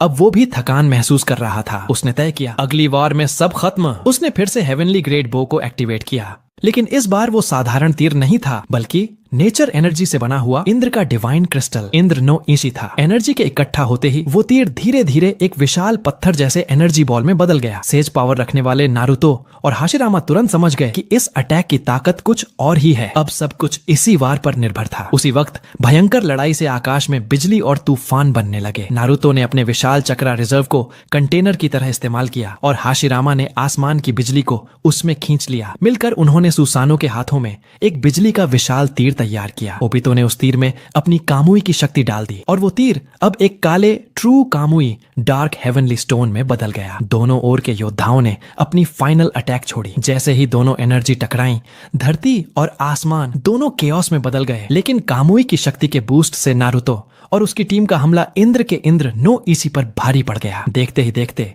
इंद्र का शरीर कामुई स्पेस में खिंचने लगा। उसने तुरंत अपने पीछे एक स्पेस टाइम पोर्टल खोला और उसी में कूद गया। फिर थोड़ी दूर जाकर दोबारा प्रकट हुआ। वो दांत भींचते हुए माथे पर हाथ रखता है और फिर से अटैक करने ही वाला था कि तभी ब्लैक जेत्सु उसके बगल से बाहर निकला। उसने इंद्र से कहा, अभी पीछे हटो, वो लोग इतनी आसानी से नहीं गिरेंगे। अगर प्लान पूरा करना है तो अभी का वक्त नहीं है। इंद्र ने उसकी बात मानी, गहरी सांस लेते हुए बोला, ठीक है, मान लेता हूँ, ये राउंड में हार गया, लेकिन अगली बार मैं जरूर लौटूंगा बदला लेने। इतना कहकर इंद्र और ब्लैक जेत्सु हवा में गायब हो गए। नारुतो और सास्के ने अपनी 6 पार्ट एनर्जी वापस खींच ली और दोनों ने एक साथ राहत की सांस ली। सोचा भी नहीं था कि इंद्र इतना ताकतवर निकलेगा। वो जब ओरोचिमारू के बेस पर लौटने की तैयारी कर रहे थे, अचानक एक आदमी उनके सामने प्रकट हुआ, सफेद चोगा पहने और जिसका चक्रा लेवल बेहद विशाल था। नारुतो ने गौर से उसे देखा और तुरंत 6 पार्ट सेज की आत्मा वाली मुलाकात को याद किया। वो मुस्कुराया और बोला, तो तुम ही हो अशुरा, है ना? आखिरकार नारुतो की मुलाकात अशुरा से हुई। इंद्र को हराने के बाद अशुरा खुद उनके सामने प्रकट हुआ। उसने नारुतो और सास्के को एक नजर देखा और मुस्कुराकर बोला, अब समझ आया, तुमने पिता की शक्ति विरासत में ली है, इसलिए मेरे भाई को हरा पाए। नारुतो ने हंसते हुए कहा, तुम्हें डर नहीं लगता कि मैं और सास्के दुश्मन हैं? अशुरा बोला, जो व्यक्ति 6 पार्ट सेज का विश्वास पा चुका हो, उस पर शक करने का सवाल ही नहीं। पहली बार मिलकर भी नारुतो और अशुरा तुरंत घुल मिल गए। सास्के ये देखकर बस सिर हिलाकर मुस्कुराया। अब उसे भी समझ आ गया कि नारुतो की बकबक और भोली फितरत आखिर आई कहां से है। कुछ देर बाद सब साथ में ओरोचिमारू के बेस लौट गए ताकि आने वाले वक्त में इंद्र और उससे भी खतरनाक दुश्मनों के लिए तैयारी कर सके। मादारा और हाशिरामा ने भी आखिरकार फैसला किया। वो दोनों ओत्सुत्सुकी उराशिकी के सेल्स को ट्रांसप्लांट करवाएंगे। पहले से नारुतो और सास्के पर हुए प्रयोग के अनुभव को देखते हुए ओरोचिमारू ने इस बार उराशिकी के सेल्स पर खास मॉडिफिकेशंस किए। ट्रांसप्लांट के बाद भले ही मादारा और हाशिरामा को सास्के की तरह नियर डेथ स्टेट का सामना नहीं करना पड़ा, लेकिन दोनों गहरी बेहोशी में चले गए। नारुतो तुरंत परेशान हो गया। आखिरकार 6 पाथ सेज ने अपनी सारी शक्ति इन्हीं पर सौंप दी थी और अब शायद ये दोनों फिर कभी उस महान सेज से नहीं मिल पाएंगे। स्थिति को देखते हुए अशुरा के पास एक समाधान था। वो दोनों पर यिन यांग एनर्जी से भरपूर हीलिंग जुत्सु लगाएगा। अशुरा, जो खुद 6 पाथ्स का उत्तराधिकारी था, हर प्रकार की चिकित्सा तकनीक में निपुण था, लेकिन समस्या ये थी कि उसकी ज्यादातर 6 पार्ट एनर्जी पहले ही इंद्र ने खींच ली थी। इसलिए उस समय उसके पास उतनी ताकत नहीं बची थी कि वो अकेले ही 6 पार्ट हीलिंग जुत्सु कर सके। यह सुनते ही नारुतो आगे बढ़ा और बोला, मेरे पास चक्रा है, मैं एनर्जी दूंगा, तुम बस हीलिंग पर ध्यान दो। उसने अपना हाथ अशुरा के कंधे पर रखा और अपनी चक्रा शक्ति उसे ट्रांसफर करने लगा। धीरे धीरे मादारा और हाशिरामा का शरीर प्रतिक्रिया देने लगा। अशुरा की परिवर्तित 6 पार्ट एनर्जी उन दोनों के भीतर प्रवाहित होकर उनके खुद के चक्रा में मिल गई। कुछ ही देर में दोनों की आंखें खुल गईं। नारुतो और अशुरा ने महसूस किया उनका चक्रा पहले से कहीं ज्यादा शक्तिशाली हो चुका था। खासकर मादारा, जिसने शुद्ध अशुरा चक्रा प्राप्त किया था, उसकी ऋणनेगन अब 6 टोमोए ऋणनेगन में बदल चुकी थी। वहीं हाशिरामा बाहरी तौर पर तो सामान्य दिख रहा था, लेकिन उसके अंदर का चक्रा अब पूरी तरह 6 पार्ट एनर्जी से भर चुका था। हाशिरामा ने अशुरा की ओर देखा। उसे एक अजीब सी पहचानी हुई भावना आई, पर नाम याद नहीं आ सका। दूसरी तरफ मादारा ने उसके वस्त्र और उसकी एनर्जी देखकर तुरंत पहचान लिया, तुम वही हो, ओत्सुत्सुकी अशुरा। नारुतो ने सभी को सारी बातें बताई और जब सबने सच जाना तो सामने खड़े इस लेजेंडरी शख्स को देखकर हर कोई हैरान रह गया। इसके बाद नारुतो ने वुड स्टाइल से जंग से नष्ट हुई जमीन को फिर से ठीक किया और फिर हाशिरामा के साथ मिलकर एक भव्य महल तैयार किया, जो आगे चलकर उनका नया स्ट्रेटेजिक बेस बना। इसे देखकर हाशिरामा मुस्कुराया और बोला, नया जमाना वाकई पुराने को पीछे छोड़ देता है। मेरे वुड रिलीज से घर बनाना तो मैंने कभी सोचा भी नहीं था। इस बीच ब्लैक जेत्सु के बेस में इंद्र गुस्से में उबल रहा था। उसने जेत्सु को पकड़कर दीवार पर दे मारा। मुझे यकीन नहीं होता कि मैं हार गया। ब्लैक जेत्सु उसकी हालत देखकर शांत स्वर में बोला, अगर वाकई जीतना चाहता है तो अब वक्त आ गया है कि तू 10 टेल्स जिंचूरी की बने। इंद्र ने पूछा, कैसे? 9 टेल तो अभी भी नारुतो के पास है, जेत्सु बोला। तो फिर उसे हराना ही पड़ेगा, लेकिन मेरे पास एक और रास्ता है। इंद्र झल्ला कर बोला, सीधा बता। जेत्सु ने मुस्कुराते हुए कहा, याद है अकात्सुकी संगठन? उसके खत्म होने के बाद भी इस दुनिया में एक और गुप्त संगठन मौजूद है जिसका लीडर है ओत्सुत्सुकी इशिकी। ये सुनते ही इंद्र की आंखों में चमक आ गई। ब्लैक जेत्सु बोला, तुम्हें याद होगा कागुया की बात, जिससे तुम्हारे पिता पूरी जिंदगी डरते रहे। इंद्र ने सिर हिलाया, हाँ मैं जानता हूँ। तभी जेत्सु ने कहा, तो सुन, मैं कोई साधारण प्राणी नहीं हूँ। असल में मैं कागुया का तीसरा पुत्र हूँ, ओत्सुत्सुकी ब्लैक जेत्सु। उसी पल कोनोहा के बाहरी इलाके में एक काला स्पेस टाइम पोर्टल खुला। उससे निकली भयानक दुष्ट ऊर्जा ने अभी अभी गांव लौटे नारुतो को सतर्क कर दिया। उसने महसूस किया, ये चक्रा, ये तो जिगेन ओत्सुत्सुकी इशिकी का है। वो तुरंत उसकी दिशा में दौड़ पड़ा। अब जब से उसने उराशिकी के सेल्स प्राप्त किए हैं, वो साफ साफ ओत्सुत्सुकी ऊर्जा को महसूस कर, प्रकृति अब साफ साफ महसूस कर सकती थी। वो भारी सी ओत्सुत्सुकी ऊर्जा जो चारों ओर फैली थी। जब नारुतो और जिगेन की नजरें टकराईं, जिगेन की आंखों में एक पल के लिए हैरानी झलक उठी, क्योंकि उसके सामने खड़ा ये इंसान अपने भीतर ओत्सुत्सुकी की शक्ति लिए हुए था। जैसे ही जिगेन ने हाथ उठाया, नारुतो ने तुरंत अपने भीतर की 6 पार्ट मोड को सक्रिय किया। उसने अपनी ट्रूथ सीकिंग ऑर्ब्स को ब्लैक रॉड्स में बदलकर फेंक दिया। दोनों के ब्लैक रॉड्स हवा में टकराए उनकी टक्कर से पूरा इलाका गूंज उठा। जब नारुतो ने सिर उठाकर देखा, जिगेन पहले ही टाइम स्पेस गेट से गायब हो चुका था। उसने अपनी ट्रूथ सीकिंग ऑर्ब्स वापस खींची और अब उसके चेहरे पर पहले वाली कॉन्फिडेंस नहीं थी, बल्कि एक गहरी गंभीरता थी, क्योंकि अब वो इन ऑर्ब्स को पिछले जन्म से भी ज्यादा कुशलता से इस्तेमाल कर सकता था। लेकिन जिगेन ने उन्हें इतनी आसानी से रोक लिया, ये बात उसे अंदर तक झकझोर गई। तभी उसके भीतर की आवाज गूंजी, कुरामा की। उसने धीमे से कहा, अभी जब वो सामने आया तू डर गया था, है ना? नारुतो कुछ पल चुप रहा, फिर स्वीकार किया, हाँ डर तो लगा था, क्योंकि पिछले जन्म में इसी आदमी को रोकने के लिए कुरामा तूने खुद को जला दिया था। वो धीरे धीरे बोला, अगर मुझे तब पता होता कि हेवी बेरियोन मोड का दाम तेरी जान होगी तो मैं कभी वो जुत्सु इस्तेमाल नहीं करता। कुरामा ने हल्की हंसी के साथ कहा, अब ज्यादा परेशान मत हो, इस बार हमारे पास वक्त है। दुश्मन की असली पहचान हम जानते हैं, जरूर कोई रास्ता निकलेगा। जब नारुतो वहां से चला गया, उसी जगह से ब्लैक जेत्सु और इंद्र एक टाइम स्पेस गेट से बाहर आए। असल में जिगेन के यहाँ आने के पीछे ब्लैक जेत्सु की ही चाल थी। उसने अपना वो प्राचीन पवित्र औजार निकाला जिसमें कागुया का चक्रा छिपा था। उसी ऊर्जा से खींचकर जिगेन यहाँ आया था। ब्लैक जेत्सु का असली मकसद था इंद्र को यकीन दिलाना कि वो सच में कागुया का तीसरा बच्चा है। पहले जब उसने अपनी पहचान बताई थी, इंद्र ने उस पर यकीन नहीं किया था, लेकिन अब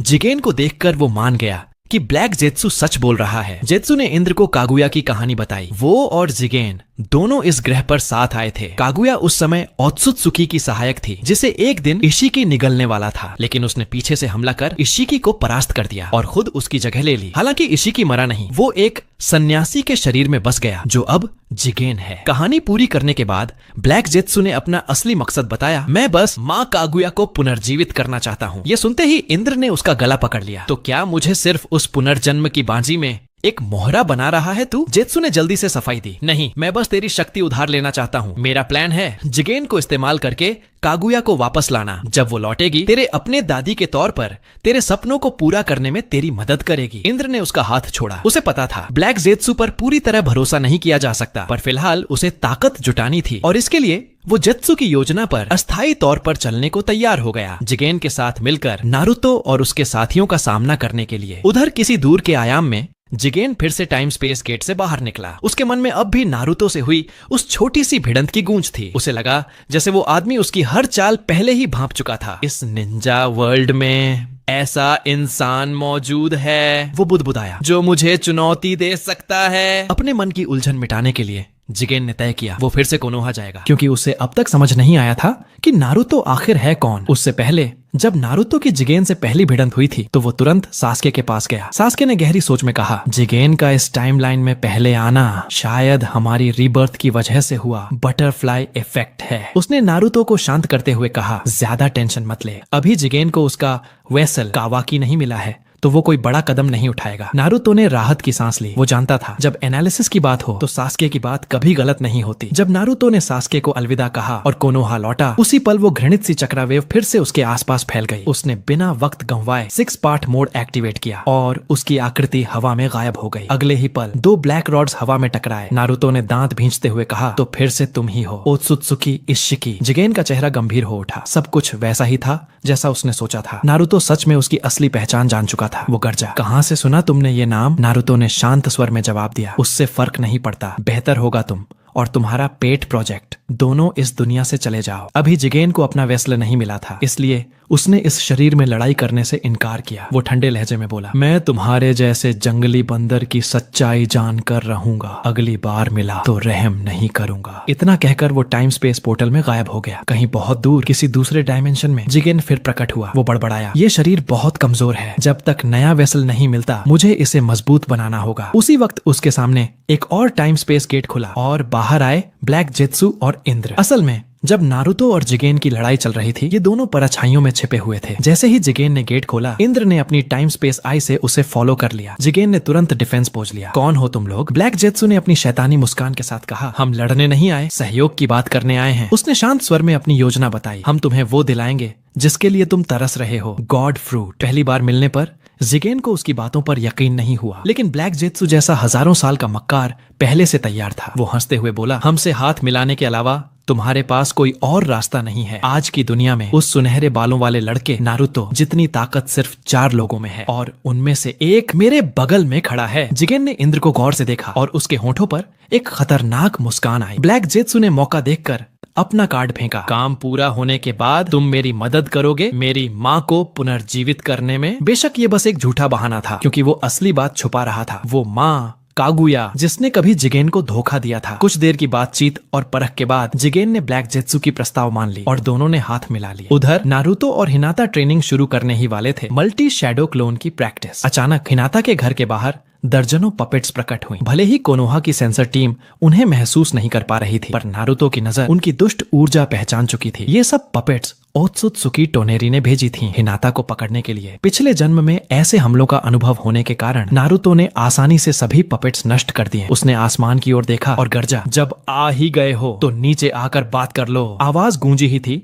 कि टोनेरी का इल्यूजनरी फॉर्म आसमान से उतरकर नारुतो और हिनाता के सामने खड़ा हो गया। नारुतो की शक्ति देखकर टोनेरी समझ गया, जब तक उसके पास टेंसाइगन नहीं है वो मुकाबला नहीं कर सकता। इसलिए उसने हिनाता को जबरदस्ती ले जाने की हिम्मत नहीं की। दोनों ने एक दूसरे का नाम बताते हुए सामना किया और फिर टोनेरी जाते जाते ठंडी आवाज में बोला, बहुत जल्द हमारे बीच वो जंग जरूर होगी जो तय करेगी इस धरती का भविष्य। नारुतो हल्के से मुस्कुराया, मैं हमेशा तैयार हूँ। जैसे ही उसकी आवाज हवा में घुली, टोनेरी का इल्यूजन फॉर्म हवा में बिखर गया। भले ही अभी टोनेरी की ताकत नारुतो के लिए कोई खतरा नहीं थी, पर उसके 2 साल पहले आ जाने से नारुतो के दिल में चिंता जगा दी। कहीं ऐसा तो नहीं, उसने सोचा, कि मेरे और सास्के के पुनर्जन्म ने इतिहास की धारा ही बदल दी है और अब ओत्सुत्सुकी क्लैन पहले ही पृथ्वी पर उतर आएगा। हिनाता को सुरक्षित छोड़ने के बाद नारुतो घर नहीं गया। उसने फ्लाइंग थंडर गॉड से सीधे ओरोचिमारू के ठिकाने का रुख किया। सबको इकट्ठा करने के बाद उसने बताया टोनेरी के अर्ली अटैक के बारे में। मादारा ने तिरस्कार भरे स्वर में कहा, उस जैसे कमजोर किरदार के लिए इतनी चिंता क्यों? नारुतो ने शांत स्वर में जवाब दिया, मुझे उसकी ताकत से ज्यादा डर इतिहास के बदल जाने से है और उस टेंसाइगन से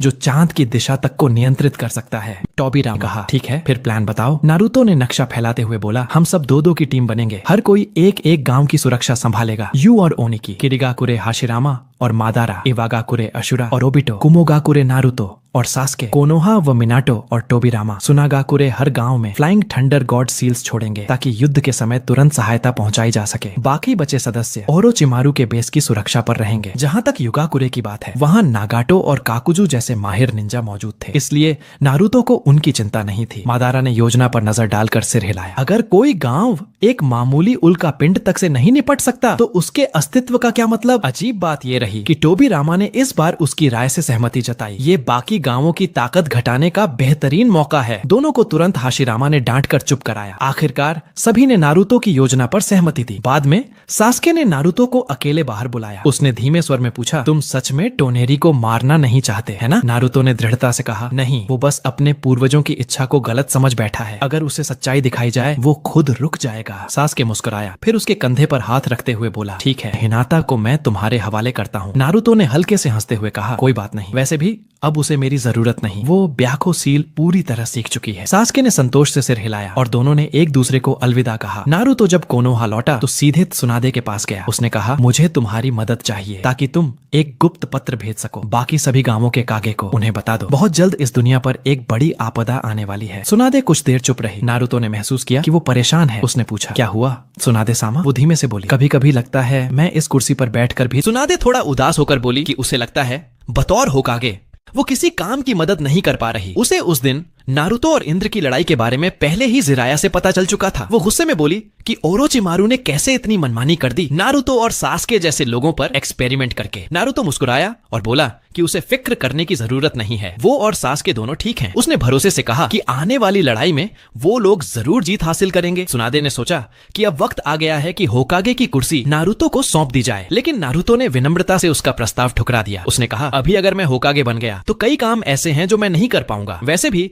अगर आप और जिराया मेरे पीछे से सपोर्ट न करते तो दांजो जैसे लोगों की चालों को रोक पाना नामुमकिन होता। त्सुनादे ने कुछ पल सोचा, फिर चुपचाप सिर हिलाया। नारुतो ने उन्हें प्रणाम किया और जल्दी से हिनाता के घर की ओर निकल गया। इधर अकात्सुकी के बेस में जिगेन और इंद्र चांद से जुड़ी किसी रहस्यमय चीज पर चर्चा कर रहे थे। पिछले कुछ समय से वो दोनों चांद पर एक बेहद ताकतवर चक्र वेव महसूस कर रहे थे। जिगेन ने तय किया कि वो खुद जाकर चांद पर देखेगा कि वहाँ हो क्या रहा है। वो स्पेस टाइम पोर्टल का इस्तेमाल करके कुछ ही पल में चांद पर पहुंच गया। जैसे ही वो उतरा उसे चारों ओर से ढेरों पपेट्स ने घेर लिया। जिगेन मुस्कुराया, हाथ जमीन पर रखे और पलक झपकते ही असंख्य ब्लैक रॉड समन करके उन सबको खत्म कर दिया। जब वो आगे बढ़ा तो उसकी नजर एक विशाल आंख पर पड़ी। हजारों साल जीने के बाद वो तुरंत समझ गया ये कोई आम आंख नहीं थी बल्कि 10 सेकंड थी। बस ये उसकी उम्मीद से कहीं ज्यादा बड़ी थी। वो पागलों की तरह हंस पड़ा, कितना शानदार खजाना है ये। तभी अचानक उसके पीछे टोनेरी प्रकट हुआ। वो चौंक कर बोला, क्या तुम नारुतो के साथी हो? जिगेन को हैरानी हुई कि टोनेरी भी नारुतो को जानता है। उसके मन में शक जागा। उसे ब्लैक जेत्सु से पहले ही नारुतो की कई बातें पता चल चुकी थी। वो सहज अंदाज में बोला, मैं नारुतो का साथी नहीं बल्कि उसका दुश्मन हूँ, और दुश्मन का दुश्मन दोस्त होता है। कुछ बातचीत के बाद जिगेन को पता चला कि टोनेरी का मकसद 10 सेकंड को एक्टिवेट करके निंजा वर्ल्ड को मिटा देना है। वो मुस्कुराया, अगर ऐसा है तो मैं तुम्हारे साथ काम कर सकता हूँ। मैं तुम्हें 10 सेकंड खोलने में मदद करूंगा, बस एक शर्त है, काम पूरा होने के बाद तुम मेरे अकात्सुकी में शामिल हो जाओगे। टोनेरी ने कुछ देर सोचा। दोनों का मकसद एक ही था, निंजा वर्ल्ड का अंत। तो इनकार की कोई वजह नहीं थी। वो हंसकर बोला, सुनने में तो अच्छा लग रहा है, पर मैं तुम पर पूरी तरह भरोसा नहीं कर सकता। जिगेन ने शांत स्वर में कहा, भरोसा जल्द ही हो जाएगा। एक ओत्सुत्सुकी बुजुर्ग होने के नाते उसे 10 सेकंड के खुलने की शर्तें बखूबी मालूम थीं। उसने अपने दाइको कुटेने स्पेस से एक जोड़ी हाई प्योरिटी बायाकुगन निकाली, ठीक वही चीज जो टोनेरी को चाहिए थी। टोनेरी हैरान रह गया क्योंकि उसके पास खुद आंखें नहीं थीं। फिर भी उसने वो बायाकुगन इम्प्लांट कर लिए और कुछ ही क्षणों में 10 सेकंड सक्रिय हो गया। जिगेन ने गहरी मुस्कान दी। हजारों सालों से धरती पर घूमने वाला वो शख्स निंजा इतिहास के हर राज से वाकिफ था। वो जानता था कि इंद्र और टोनेरी दोनों ही विनाश के प्रतीक हैं। उसकी योजना थी उन्हें इस्तेमाल करने के बाद उन्हें 10 टेल को बलि चढ़ा देना। इस ख्याल से ही वो पागलों की तरह हंस पड़ा। उसने टोनेरी का अकात्सुकी में स्वागत किया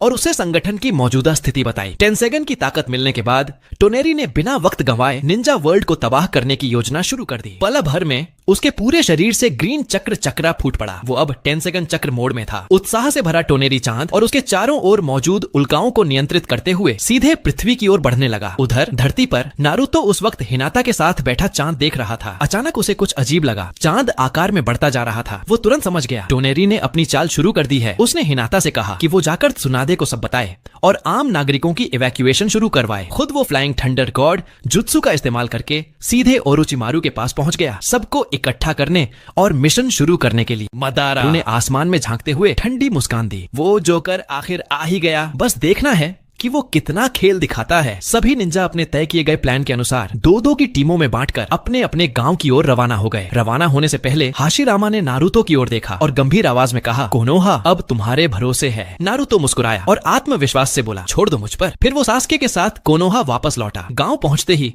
उसने multi shadow clone jutsu activate किया। हजारों क्लोन्स पूरे गांव में फैल गए। सास्के ने नारुतो को गहरी सोच में डूबा देखा और पूछा, कुछ परेशान लग रहा है, क्या हुआ? नारुतो बोला, मैं समझ नहीं पा रहा कि टोनेरी को 10 सेकंड आखिर मिला कैसे, जबकि हिनाता और हनाबी दोनों ही कोनोहा में सुरक्षित हैं। इसका मतलब है उसके पीछे कोई और भी है। उधर युगाकुरे में नागातो, जिसके पास रिनेगन है, अचानक आसपास की ऊर्जा में बदलाव महसूस करता है। वो बाहर निकलता है और आसमान में नजर डालते ही देखता है कि आज चांद असामान्य रूप से बड़ा दिख रहा है। उसके दिल में एक अजीब सा डर उठता है। उसी वक्त नारुतो का एक शैडो क्लोन उसके सामने प्रकट होता है और पूरी स्थिति समझा देता है। नागातो तुरंत कोनन, काकुजू और बाकी सभी को बुलाकर डिफेंसिव तैयारी करने लगता है। इस बीच मिनातो और टोबिरामा अपनी स्पेस टाइम जुत्सु की मदद से बाकी टीम्स को उनके डेजिग्नेटेड गांवों में ट्रांसपोर्ट कर देते हैं। पहली उल्का अब इवागाकुरे की ओर तेजी से गिर रही थी। वहां सहायता करने पहुंचे थे मादारा और हाशिरामा। हाशिरामा जैसे ही हमला करने को बढ़ा, अचानक एक बुजुर्ग आसमान में उड़ा। वो था ओनोकी, जिसने अपने पार्टिकल स्टाइल से उस उल्का को मिटा दिया। मादारा ने ये देखकर हल्की मुस्कान दी। कभी जिसे मैं बच्चा कहा करता था, अब वो सच में ताकतवर हो गया है। आसमान में उड़ता ओनोकी उल्का नष्ट करने के बाद चैन से सांस ले ही रहा था कि नीचे उसने मादारा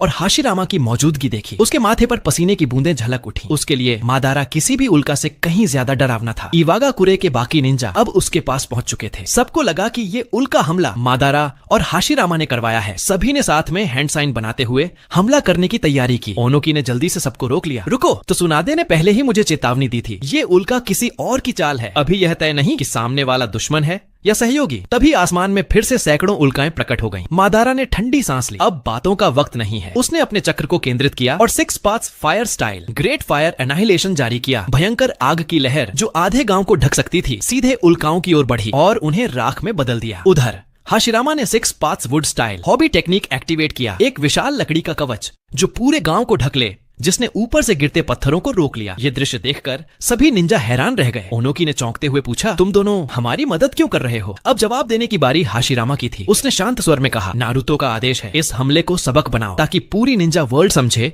कि असली दुश्मन आसमान में बैठा है। उसने टोनेरी के आक्रमण के मकसद को विस्तार से समझाया। ओनोकी के लिए ये सब विश्वास से परे था, पर जब उसने देखा कि मदद करने आए लोग मादारा और हाशिरामा जैसे दिग्गज हैं, तो उसकी आंखों में हैरानी और आदर दोनों झलक उठे। लेकिन आखिरकार उस पर यकीन करके उसने कोनोहा के साथ मिलकर आसमानी दुश्मनों टोनेरी के खिलाफ लड़ने का फैसला कर लिया। दृश्य बदलता है किरीगाकुरे में। इताची और किसामे अभी यहाँ पहुंचे ही थे कि अचानक आसमान से कई विशाल उल्काएं तेजी से गिरने लगीं। इताची ने तुरंत अपना सुसानो एक्टिवेट कर दिया। पहले जब ओरोचिमारू ने उसका शरीर ठीक किया था तब उसने उसमें हाशिरामा की कोशिकाएं शरीर में डाली थीं। अब का इताची इतना ताकतवर हो चुका था कि वो पूरी तरह नहीं पर लगभग पूर्ण सुसानो के बराबर रूप खोल सकता था। उसके सुसानो के हाथों में 10 से ज्यादा यासाका मागातामा चमक उठी। उसने उन्हें निशाना साधकर आसमान की ओर फेंका। अपनी शानदार शूरिकेन टेक्निक की बदौलत उसने हर एक मागातामा को इतनी परफेक्ट सटीकता से फेंका कि हर उल्का हवा में ही चकनाचूर हो गई। इसी दौरान किसामे ने वाटर स्टाइल 1000 फीडिंग शार्क्स इस्तेमाल किया। उसका 1000 भूखे शार्क गिरते हुए पत्थरों को लगातार तोड़ रहा था। उन धमाकों की गूंज ने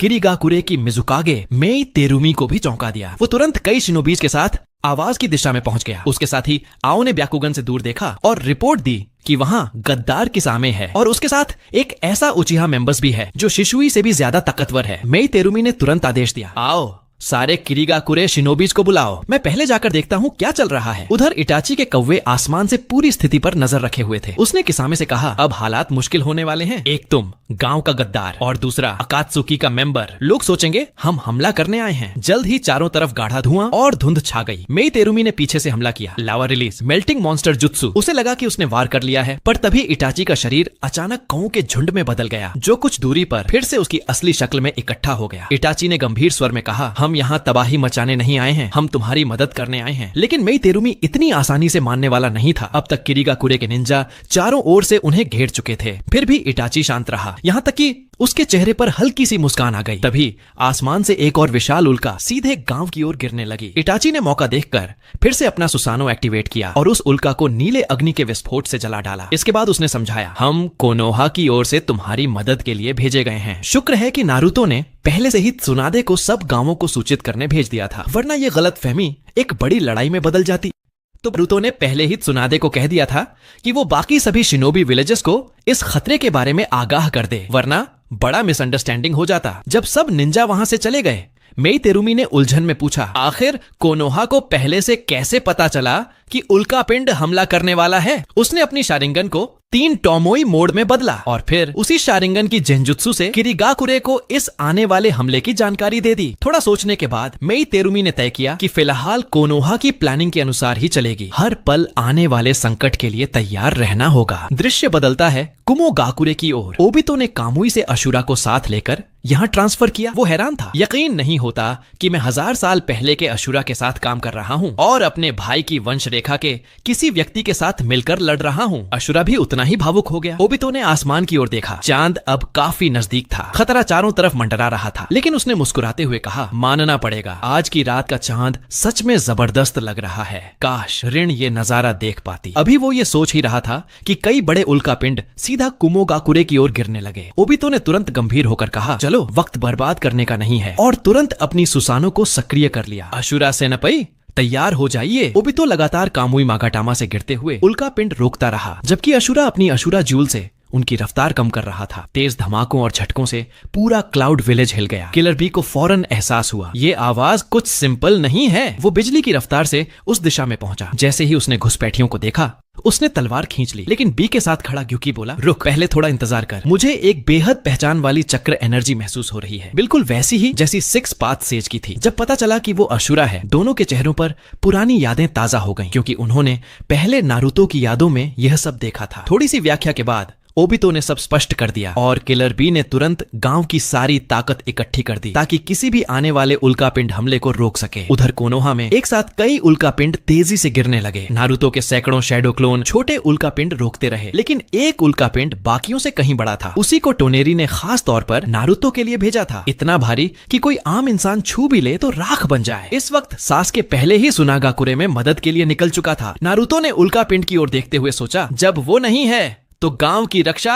अब सिर्फ मेरी जिम्मेदारी है। वो तुरंत कुरामा मोड में आया और 3 9 टेल क्लोन बना लिए। दोनों क्लोन उल्कापिंड की तरफ तेजी से बढ़े। एक जबरदस्त मुक्के से उन्होंने उसकी स्पीड काफी घटा दी। फिर नारुतो ने 2 टेल्ड बीस्ट रासेन शूरिकेन बनाए और पूरी ताकत से उल्कापिंड पर फेंके। वो मजबूत पत्थर एक झटके में दरक गया। आखिर में नारुतो ने अपनी ट्रूथ सीकिंग ऑर्ब से एक विशाल प्लेनेटरी रासेंगन बनाया और उस उल्का पिंड को पूरी तरह चकनाचूर कर दिया। वहीं सुनागाकुरे में गारा की एब्सोल्यूट डिफेंस ने हर गिरते उल्का पिंड को आसानी से रोक लिया। अब चांद लगभग धरती के बेहद करीब था। सब कुछ व्यवस्थित करने के बाद नारुतो ने फ्लाइंग थंडर गॉड जुत्सु से सास्के के पास टेलीपोर्ट किया। अब वक्त है टोनेरी को असली सबक सिखाने का। सास्के ने बिना वक्त गंवाए अपने पास ही एक स्पेस टाइम पोर्टल खोला जो सीधे चांद की ओर जाता था। दोनों तुरंत उस पोर्टल में समा गए। जब वो दोबारा प्रकट हुए तो चांद की सतह पर थे। टोनेरी ने जैसे ही नारुतो को देखा, उसका राइवल इन लव, वो तुरंत टेंसैगन चक्र मोड में आ गया। उसने दर्जनों ट्रूथ सीकिंग बॉल्स बनाकर नारुतो और सास्के की ओर दाग दिए,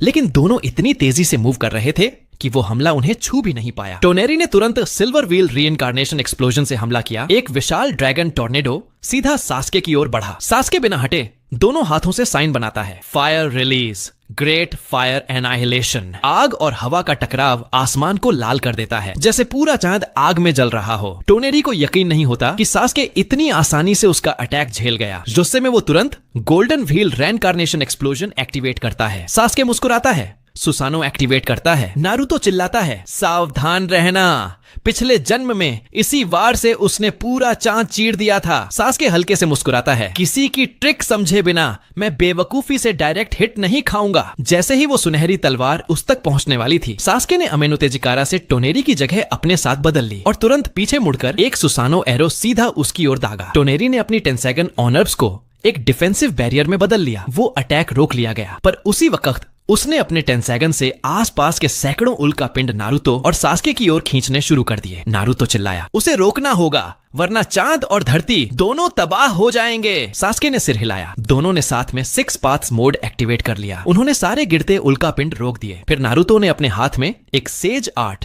मैग्नेट रिलीज रासेंगन बनाया और सास्के की ओर देखा। सास्के ने समझ लिया वो टोनेरी की इच्छा शक्ति को अस्थायी रूप से सील करना चाहता है। उसके हाथों में बिजली चमकी। 6 पाथ्स चिदोरी दोनों एक साथ टोनेरी की ओर झपटे। जब तक टोनेरी समझ पाता, सास्के ने अमेनो तेजिकारा से उसकी जगह बदल दी। अब वो सीधा नारुतो के अटैक के केंद्र में था। वो निकलने की कोशिश करता है, लेकिन नारुतो का मैग्नेट रासेंगन उसे बांधे रखता है और सास्के की लाइटनिंग आर्मर उसे पैरालाइज कर देती है। काफी जद्दोजहद के बाद भी टोनेरी निकल नहीं पाता। नारुतो ने चैन की सांस ली। अब बस इसे चांद को रोकने का आदेश देना है। लेकिन तभी जब सास्के उसके रेनेगन से उसकी यादें पढ़ने वाला था, नारुतो को एक भयंकर मलिशियस एनर्जी महसूस हुई। वो चिल्लाया, सास्के ऊपर कूदो। अगले ही पल जमीन से काले रूट ब्लैक रॉड्स फूट निकले जहां वे खड़े थे और वहां उतरा जिगेन। टोनेरी अब आजाद हो चुका था। वो मुस्कुराते हुए बोला, सही टाइम पर आए हो जिगेन। नारुतो ने गहरी सांस ली। उसने उसकी खोई हुई दाहिनी आंख देखी, वही जो उनकी पिछली लड़ाई में नष्ट हुई थी। जिगेन मुस्कुराया, पिछले जन्म के अधूरे हिसाब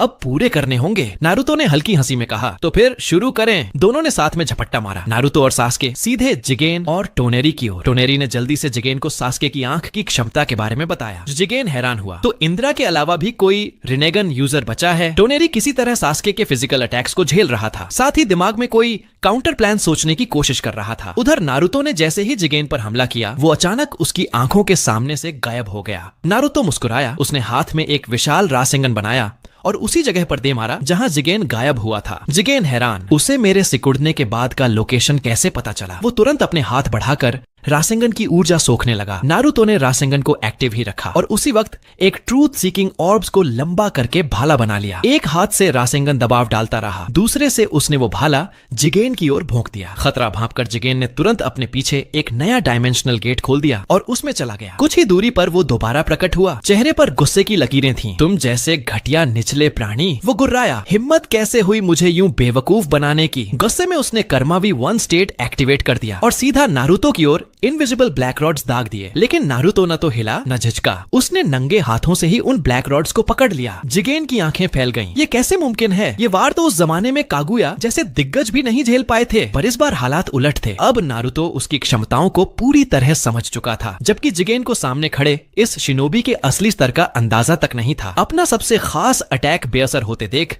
जिगेन को एहसास हुआ कि ये लड़का कोई मामूली लीफ ब्रेड नहीं। नारुतो ने हंसते हुए अपने कपड़ों की धूल झाड़ी। बस इतना ही? अब तो मजेदार हिस्सा शुरू हुआ है। उसने 2 ट्रूथ सीकिंग ऑर्ब्स हवा में उछाले और पल भर में हवा को चीरता हुआ जिगेन की ओर झपट पड़ा। उसकी स्पीड इतनी जबरदस्त थी कि जिगेन की रीढ़ में ठंड उतर गई। वो हड़बड़ाकर तुरंत सुकुनाही कोना टेक्निक से उन ट्रूथ सीकिंग ऑर्ब्स को छोटे पैमाने में कर अपने कंट्रोल में ले आया। लेकिन इससे पहले कि वो पलटवार कर पाता, नारुतो पहले ही उसके पीछे पहुंच चुका था। एक जोरदार किक सीधे उसकी पीठ पर पड़ी। जिगेन, जिसकी डिफेंस लगभग अभेद्य थी, पहली बार दर्द से कराह उठा। वो अभी संभल ही रहा था कि नारुतो के लगातार वार बारिश की तरह टूट पड़े, हर पंच में बिजली की रफ्तार और दैत्य सी ताकत। जिगेन ने फौरन खुद को सिकुड़ाकर बचने की कोशिश की और फिर एक और स्पेस टाइम गेट खोलकर दूर जा गिरा। उसकी नजरें आग उगल रही थीं। अब तू इसकी कीमत चुकाएगा नारुतो। इतना कहकर उसने कर्मा V2 स्टेट एक्टिवेट कर दिया। उसका चक्रा चारों ओर काली लपटों की तरह फैल गया। हर कदम के साथ चांद की जमीन कांप उठी। इसी बीच सास्के ने चिबाकू टेंसेई से टोनेरी को अस्थायी रूप से सील कर दिया था। जब जिगेन ने उस सीलिंग स्पेयर का विशाल आकार देखा, उसका चेहरा गंभीर हो गया। लगता है इस लड़के की ताकत भी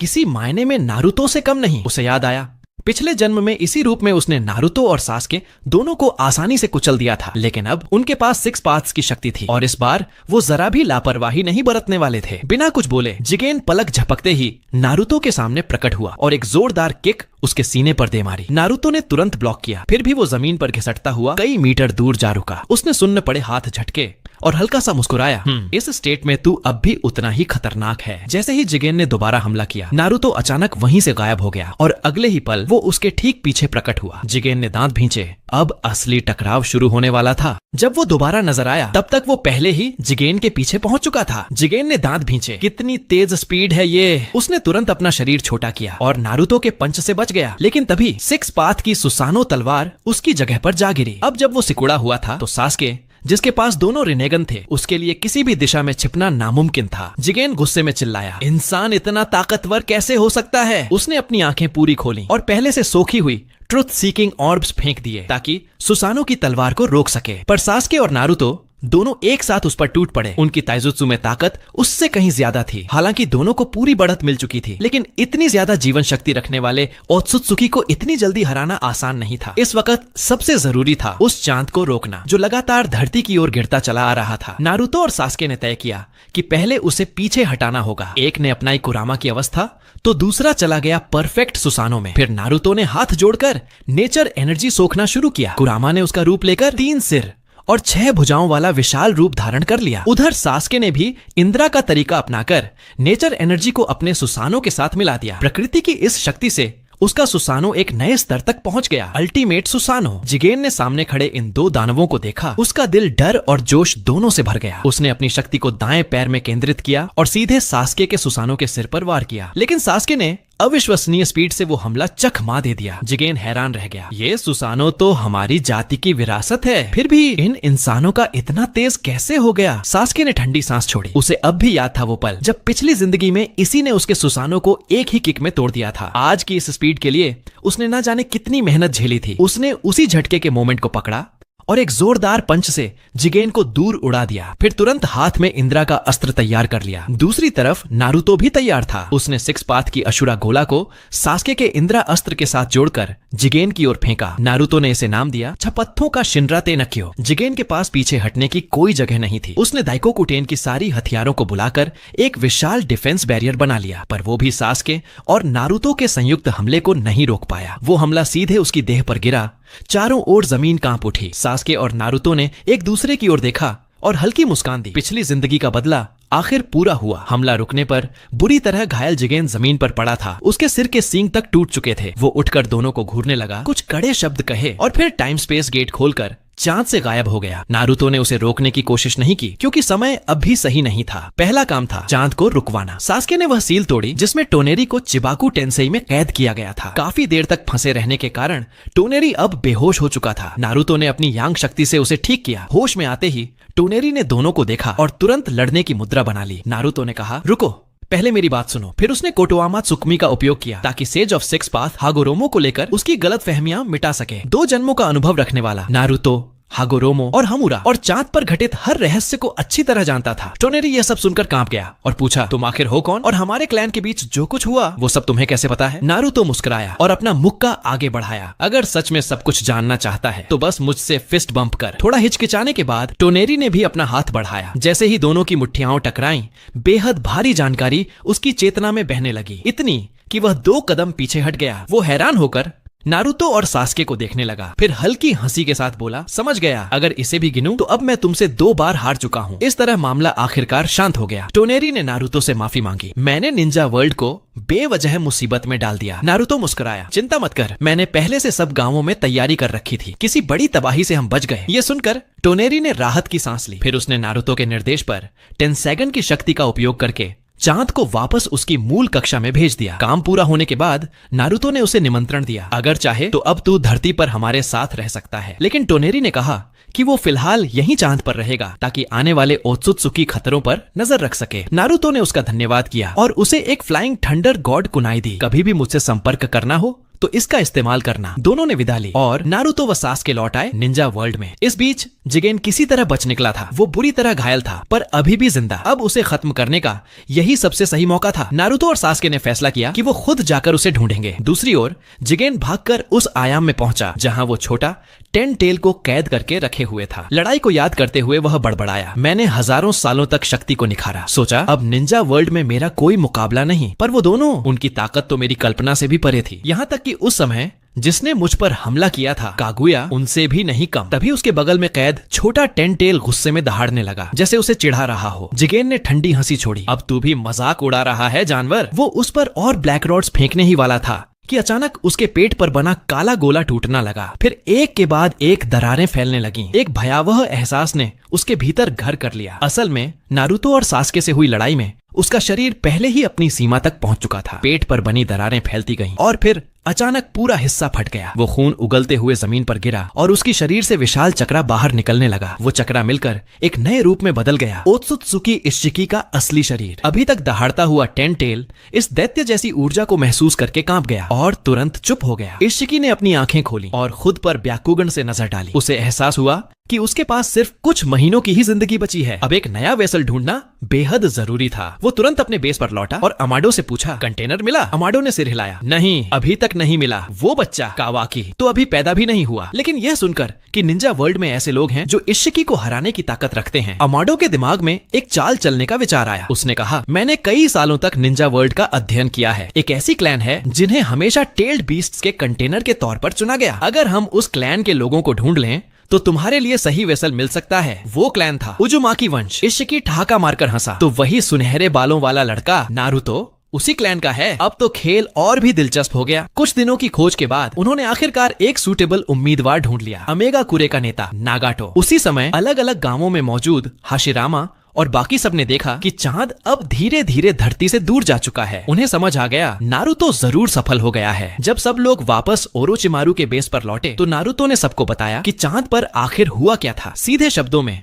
उन्हें एक नया साथी मिला, टोनेरी, और साथ ही उन्होंने जिगेन को बुरी तरह घायल कर दिया। अब उनका अगला मकसद था जितनी जल्दी हो सके जिगेन का ठिकाना ढूंढ निकालना। नारुतो ने तय किया कि वो एक नो कागे कॉन्फ्रेंस बुलाएगा, बिना किसी पदवी, सिर्फ इंसानियत के लिए। उधर इशिकी कई दिन की खोज के बाद आखिरकार अपने अगले रीइंकार्नेशन टारगेट तक पहुंच गया। वो था उजुमाकी क्लैन का सदस्य नागातो। इशिकी बहुत आसानी से अमेगा कुरे में दाखिल हो गया क्योंकि नागातो की rain tiger at will technique उसे महसूस नहीं कर पाई। उसने खुद को छोटा कर लिया था और पूरे गांव में चुपचाप खोज शुरू की। जल्द ही उसने नागातो को ढूंढ निकाला जो कोनन के साथ शिनरा टेंसे और बांशो टेन की ट्रेनिंग कर रहा था। बिना किसी को पता चले इशिकी धीरे से नागातो के बालों के बीच उतर गया। सही वक्त आने पर वो उस पर अपनी कर्मा मार्क डालने वाला था। जब नागातो ने अपने गोल्डन रिनेगन को एक्टिवेट कर ज्यादा पावर आउटपुट किया, इशिकी ने अचानक उस चक्रा में कुछ अजीब महसूस किया। वो चक्रा साफ तौर पर ओत्सुत्सुकी क्लैन का था। गुस्से में उसने एक लात मारी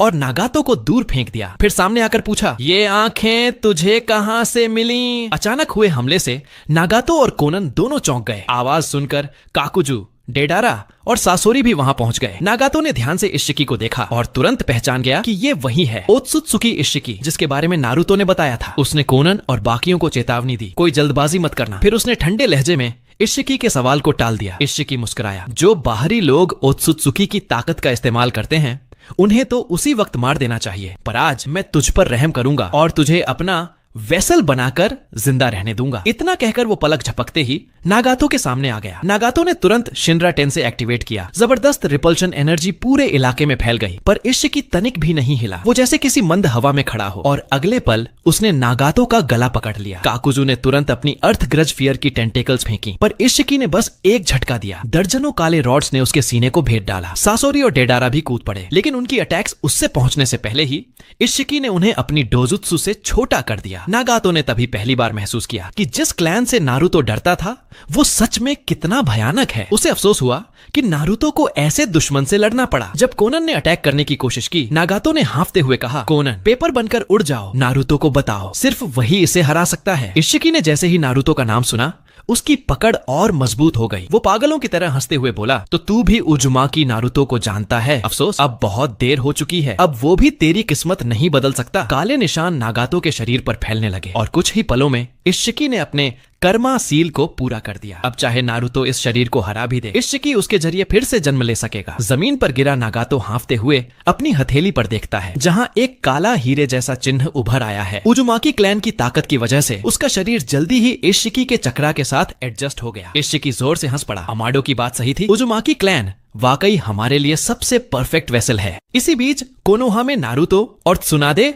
नो कागे कॉन्फ्रेंस को लेकर चर्चा कर रहे थे। अचानक नारुतो को महसूस हुआ किसी ने फ्लाइंग थंडर गॉड के मार्क में चक्रा भरा है, और वो सिग्नल आ रहा था अमेगा कुरे से। एक अजीब सी बेचैनी उसके भीतर उठी। त्सुनादे ने तुरंत कहा, जाओ, वहां कुछ गड़बड़ है, मीटिंग मैं संभाल लूंगी। नारुतो ने सिर हिलाया और बिना देर किए फ्लाइंग थंडर गॉड एक्टिवेट किया। पलक झपकते ही वो अमेगा कुरे पहुंच गया और सामने दिखी कोनन की घबराई हुई शक्ल। जब दोनों वहां पहुंचे, इशिकी गायब हो चुका था। नागातो, डेडारा और बाकी सब जमीन पर बुरी तरह घायल पड़े थे। नारुतो ने बिना हिचक अपने यांग पावर से एक एक को हील करना शुरू किया। सीलिंग स्पेस में बैठे कुरामा ने चिंता जताई, इतना बेखौफ होकर मत इस्तेमाल करो नारुतो, जो यांग पावर सेज ऑफ 6 पार्ट्स ने दी थी वो जल्दी खत्म हो जाएगी। लेकिन नारुतो के लिए उस पल सिर्फ एक बात मायने रखती थी, लोगों की जान। थोड़ी देर बाद सब होश में आए। नागातो ने शर्मिंदा होते हुए बताया कि कैसे इशिकी से लड़ाई हुई। जब नारुतो ने उसकी हथेली पर वो काला हीरे जैसा निशान देखा, वो गुस्से से जमीन पर मुक्का मार बैठा। काश मैं थोड़ा पहले पहुंच जाता, उसने खुद को कोसा। उसे यकीन नहीं हो रहा था कि इशिकी ने जिगेन का शरीर छोड़कर पहले ही नया वेसल चुन लिया था। उसने अमेगा कुरे की जिम्मेदारी कोनन को सौंपी और सब कुछ समझने के बाद ओरोचिमारू के पास पहुंचा। ओरोचिमारू ने मुस्कुराते हुए कहा, चिंता मत करो नारुतो, जिस कर्मा सील की बात हो रही है वो मेरे लिए भी अब तक रहस्य था, लेकिन अब जब मैं 2 जन्मों का अनुभव रखता हूँ, मेरी ओत्सुत्सुकी क्लैन पर की गई रिसर्च काफी आगे निकल चुकी है, यहाँ तक कि अमाडो से भी। उसने कहा, जब तक नागातो का कर्मा सील पूरी तरह स्टेबिलाईज नहीं हो जाता, तुम्हें हर हाल में इशिकी को खत्म करना होगा। अगर वो हार गया, मैं नागातो से वो निशान मिटा सकता हूँ। नारुतो ने राहत की सांस ली। वाकई यही है मेरा स्नेक अंकल। नागातो को सुरक्षित छोड़कर वो और सासके वापस कोनोहा लौटे। उन्हें पता था अब इशिकी को ढूंढना वक्त की सबसे बड़ी जरूरत है। दोनों ने तय किया कि नो कागे मीटिंग में वो त्सुनादे के बॉडीगार्ड के तौर पर शामिल होंगे। कुछ ही समय बाद त्सुनादे दोनों की सुरक्षा में आयरन कंट्री पहुंच गई। सासके ने चारों ओर नजर घुमाई। यह वही जगह थी जहां उसने सालों पहले नो कागे कॉन्फ्रेंस में हलचल मचा दी थी। अब वही जगह उसकी यादों की गवाह थी, पर इस बार वो कोनोहा की ओर से आया था। नारुतो भी उस जगह को भली भांति पहचानता था। आखिर अपने पिछले जीवन में वो खुद नो कागे अलायंस का प्रमुख रह चुका था। उसने यहाँ न जाने कितनी बार शांति की बैठकों की अगुवाई की थी। थोड़ी देर बाद गारा वहां पहुंचा। जैसे ही उसने नारुतो को देखा, सारी औपचारिकता भूलकर आगे बढ़ा और गर्मजोशी से गले लगा लिया। नारुतो ने भी उसी स्नेह से जवाब दिया। फिर पहुंचे ओनोकी, इवागाकुरे के प्रतिनिधि और किलर बी, कुमोगाकुरे के नए रायकागे मिजुकागे भी शामिल हुई, और अब 5 महान गांवों के प्रतिनिधि मौजूद थे। ओनोकी ने किलर बी की ओर देखते हुए पूछा, तो तुम अब 5वें रायकागे हो? वो नटखट ए कहाँ है? असल में ए अब रिटायर हो चुका था। पहले उसने हिनाता को अगवा करने की कोशिश की थी, जिससे कोनोहा और कुमोगाकुरे के बीच भयानक युद्ध छिड़ गया था। उस घटना के बाद ए ने शर्मिंदा होकर पद छोड़ दिया और रायकागे की जिम्मेदारी किलर बी को सौंप दी। कुमोगाकुरे ने इस पूरी घटना को गुप्त रखा, बाकी गांवों को सच्चाई नहीं बताई। आधिकारिक रूप से उन्होंने कहा, ए ध्यान साधना में है, मैं बस अस्थायी तौर पर रायकागे का कार्यभार संभाल रहा हूँ। सभी 5 नेता अपने स्थानों पर बैठ गए। मंच पर खड़े मिफुने ने घोषणा की, नो कागे मीटिंग अब औपचारिक रूप से शुरू होती है। त्सुनादे ने बिना भूमिका के कहा, इस बैठक का उद्देश्य स्पष्ट है। निंजा दुनिया को एक नए, अब तक के सबसे खतरनाक दुश्मन से खतरा है। उसने आगे बताया,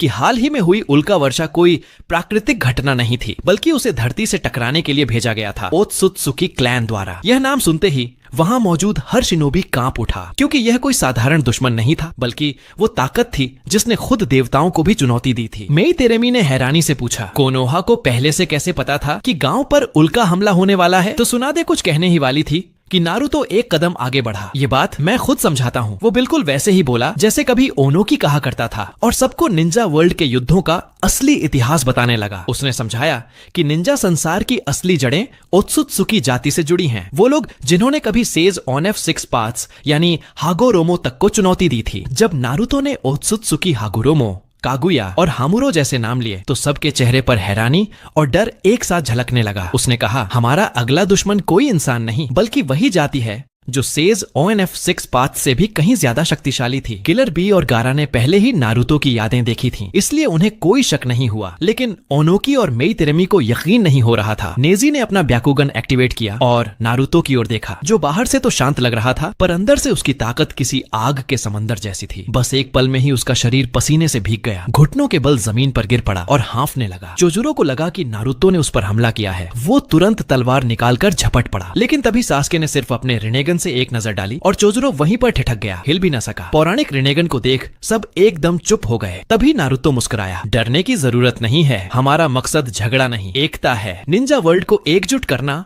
कोनोहा की मांग है, कोई विनती नहीं। अब का नारुतो वो मासूम बच्चा नहीं रहा जो सिर्फ बातों से सब सुलझा ले। उसने बहुत कुछ देखा है, और अब अगर कोई चीज शब्दों से नहीं समझी जाती तो वो अपनी ताकत से समझाने से नहीं डरता। तभी गारा बोला, हमेशा की तरह सुना गाकुरे कोनोहा के साथ खड़ा रहेगा, चाहे दुश्मन कोई और गांव हो या फिर ओत्सुत्सुकी। किलर बी ने भी सिर हिलाकर कहा, कुमो गाकुरे भी साथ है भाई। ओनोकी और मेई तेरेमी दोनों कुछ पल चुप रहे। उन्हें याद आया कि हाल ही में मादारा और हाशिरामा जैसी शक्तियां फिर से दिखी थीं और एक रहस्यमय संगठन ने किरिगाकुरे की मदद की थी। इन सब घटनाओं ने साबित कर दिया कि नारुतो जो कह रहा है वो सच है। अंत में मेई तेरेमी ने सिर उठाकर कहा, किरिगाकुरे भी अब से कोनोहा की सहयोगी रहेगा। ओनोकी हल्की हंसी के साथ बोला, अगर कुमोगाकुरे जैसा गांव इतनी आसानी से मान गया तो इस बच्चे नारुतो में वाकई कुछ खास है। चलो मैं भी एक बार फिर जवान बन जाता हूँ। नारुतो ने सबका धन्यवाद किया और गंभीर होकर कहा, सही समय आने पर मैं सब कुछ साफ साफ बता दूंगा। उसी वक्त सभा का संयोजक मिफुने आगे आया। उसने कहा, मेरी जिंदगी में मैंने कभी नहीं सोचा था कि 5 महान निंजा गांव एक साथ खड़े होंगे। अब समय है हम सब मिलकर अपने बाहरी दुश्मनों का सामना करें। फिर उसने पूछा, अब जब गठबंधन बन चुका है तो एक कमांडर चुनना होगा। सबकी नजर एक साथ सुनादे पर जा टिकी। ताकत, अनुभव और सम्मान, तीनों के मामले में वो सबसे योग्य थी। सबकी सहमति देखकर सुनादे खड़ी हुई और बोली, आज से शिनोबी अलायंस आधिकारिक रूप से स्थापित है। अब इस दुनिया में गांवों के बीच कोई दीवार नहीं। हमारा एक ही दुश्मन है, वो जो इस निंजा संसार को नुकसान पहुंचाना चाहता है। उसकी गूंजती आवाज पर पूरा हाल तालियों से भर गया। पहला आदेश जारी हुआ, हर गांव अपनी रक्षा प्रणाली और नागरिक सुरक्षा योजनाएं मजबूत करेगा। दूसरा, एक खुफिया विभाग बनाया जाएगा जो अकात्सुकी और ओत्सुत्सुकी से जुड़ी हर जानकारी इकट्ठा करेगा। मीटिंग खत्म हुई और पांचों कागे अपने अपने गांव लौट गए, जबकि नारुतो और सास्के वापस पहुंच चुके थे ओरोचिमारू के बेस पर। अब वक्त था इशिकी से अपने पिछले जन्म का हिसाब चुकता करने का। उनका पहला लक्ष्य था ओत्सुत्सुकी इशिकी का असली ठिकाना ढूंढना। नारुतो ने कुछ संभावित जगहों की सूची बनाई जहां वो छिपा हो सकता था। उसने खुद और सास्के को अमेगाकुरे के पास खोजबीन के लिए भेजा, जबकि मादारा एल को सौंपा गया वो स्पेस जहां इशिकी ने छोटा 10 टेल्स को कैद कर रखा था। बाकी साथियों को पॉसिबल खंडहर और अन्य संदिग्ध जगहों पर भेजा गया। काम बांटने के बाद नारुतो ने हर किसी को अपनी बनाई हुई फ्लाइंग थंडर गॉड कुनाई दी और सख्त हिदायत दी, अगर इशिकी मिल जाए तो सीधे लड़ाई मत करना, बस इस कुनाई में अपना चक्र डाल देना, बाकी मैं संभाल लूंगा। सभी ने सिर हिलाकर कुनाई ली, सिवाय मादारा के। वो मुस्कुराया और बोला, मुझे बच्चों के खिलौने की जरूरत नहीं। नारुतो ने बस एक लंबी सांस ली और कहा, ठीक है, लेकिन संभल कर। सिग्नल मिलते ही सब निकल पड़े। मादारा सास्के के दिए गए निर्देशों के अनुसार अपने रिनेगन से स्पेस पोर्टल खोला और अकेले ही उसमें दाखिल हो गया। वो सीधे पहुंच गया उस जगह जहाँ इशिकी ने 10 टेल्स के छोटे रूप को बांध रखा था। वो आगे बढ़ा और ठंडी हंसी के साथ बोला, नारुतो, चाहे तुम कितनी बार जन्म ले लो, मेरे सामने तुम अब भी बच्चे ही रहोगे। मादारा जानता था कि इशिकी को बाहर निकालने का सबसे आसान तरीका है उसकी सबसे कीमती चीज पर हमला करना। अगर वो सच में उसे बचाना चाहता है तो खुद सामने आएगा। वो धीरे धीरे 10 टेल्स के पास पहुंचा और उसके शरीर में घड़ी काली रॉड्स एक एक करके निकालने लगा। 10 टेल्स पहले तो गरजा, लेकिन जैसे ही उसे एहसास हुआ कि ये इंसान उसे आजाद कर रहा है, वो शांत हो गया। उधर जब पहली छड़ निकली, इशिकी ने तुरंत अजीब ऊर्जा महसूस की। वो बिना एक पल गंवाए अपने स्पेस पोर्टल से गुजरा और उसी जगह प्रकट हो गया। ऊपर से नीचे देखते हुए उसने ठंडी आवाज में कहा, नीच प्राणी, तू जानता भी है कि कहाँ खड़ा है? मादारा ने ऊपर देखा और मुस्कुराते हुए कहा, तो तू ही है वो जिसे नारुतो डरता है। लगता तो बस एक खोखली कहानी जैसा है। इशिकी की आंखों से अदृश्य काले रॉड्स निकले सीधे मादारा की ओर, पर किसी अज्ञात शक्ति ने उन्हें रोक लिया। मादारा तेजी से उसकी ओर लपका, लेकिन इशिकी ने अपने सुकुनाही कोना जुत्सु से खुद को छोटा कर गायब कर दिया। अगले ही पल वो मादारा के पीछे प्रकट हुआ और उसे जोरदार किक मारी, जो फिर से उसकी लिम्बो क्लोन्स ने रोक ली। मादारा मुस्कुराया, मैं नारुतो नहीं हूँ, मुझसे खेलना महंगा पड़ेगा, वो चिल्लाया। Sage art, storm release light fang. एक चमकदार किरण आकाश चीरती निकल गई जो हर चीज को काट सकती थी, पर इशिकी ने फिर खुद को सिकोड़ लिया और बच गया। फिर उसने अपनी ब्याकुगण विकसित आंख चमकाई और आखिरकार मादारा की चाल समझ गया। वो चारों लिम्बो क्लोन से एक साथ लड़ रहा था। इशिकी अब चारों तरफ से घिर चुका था और तभी मादारा का असली शरीर 3 सिर और 6 भुजाओं वाले सुसानो अवतार में बदल गया। इशिकी को कुछ अजीब महसूस हुआ। आसमान से एक भारी दबाव उतरने लगा और फिर एक विशाल उल्का आसमान से गिरने लगी। वो उतनी बड़ी थी जितनी मादारा ने कभी 4th ग्रेट निंजा वॉर में गिराई थी, बल्कि उससे भी बड़ी। दोनों के पास उसे टालने के लिए स्पेस पोर्टल्स थे, लेकिन मादारा जानता था इशिकी इस स्पेस को बचाने के लिए उसे रोकने की कोशिश जरूर करेगा, और बिल्कुल वैसा ही हुआ। इशिकी ने गुस्से में छलांग लगाई और अपनी शक्ति से उल्का को छोटा कर दिया, लेकिन फिर भी वो एक फुटबॉल के बराबर रह गई। और यहीं से मादारा को समझ आ गया उसकी शक्ति की सीमा क्या है। इशिकी की क्षमता भले ही खतरनाक थी, पर उसकी रेंज और नियंत्रण बेहद सीमित था। इसी बीच मादारा के लिम्बो क्लोन्स का समय समाप्त हुआ और वे सब विलीन होकर उसके असली शरीर में लौट आए। इशिकी मुस्कुराया, तो ये तेरे क्लोन्स टाइम लिमिटेड थे, दिलचस्प। तो लॉन्डो, यही था आज का पूरा एपिसोड। अगर वीडियो पसंद आया हो तो लाइक, कमेंट और शेयर करना मत भूलना। और हाँ, अगले एपिसोड में जो होने वाला है वो देखकर तो सबके होश उड़ जाएंगे, तो नोटिफिकेशन ऑन रखना ताकि जब अगला वीडियो आए तो सबसे पहले तुम देख सको। मिलते हैं अगले धमाकेदार एपिसोड में।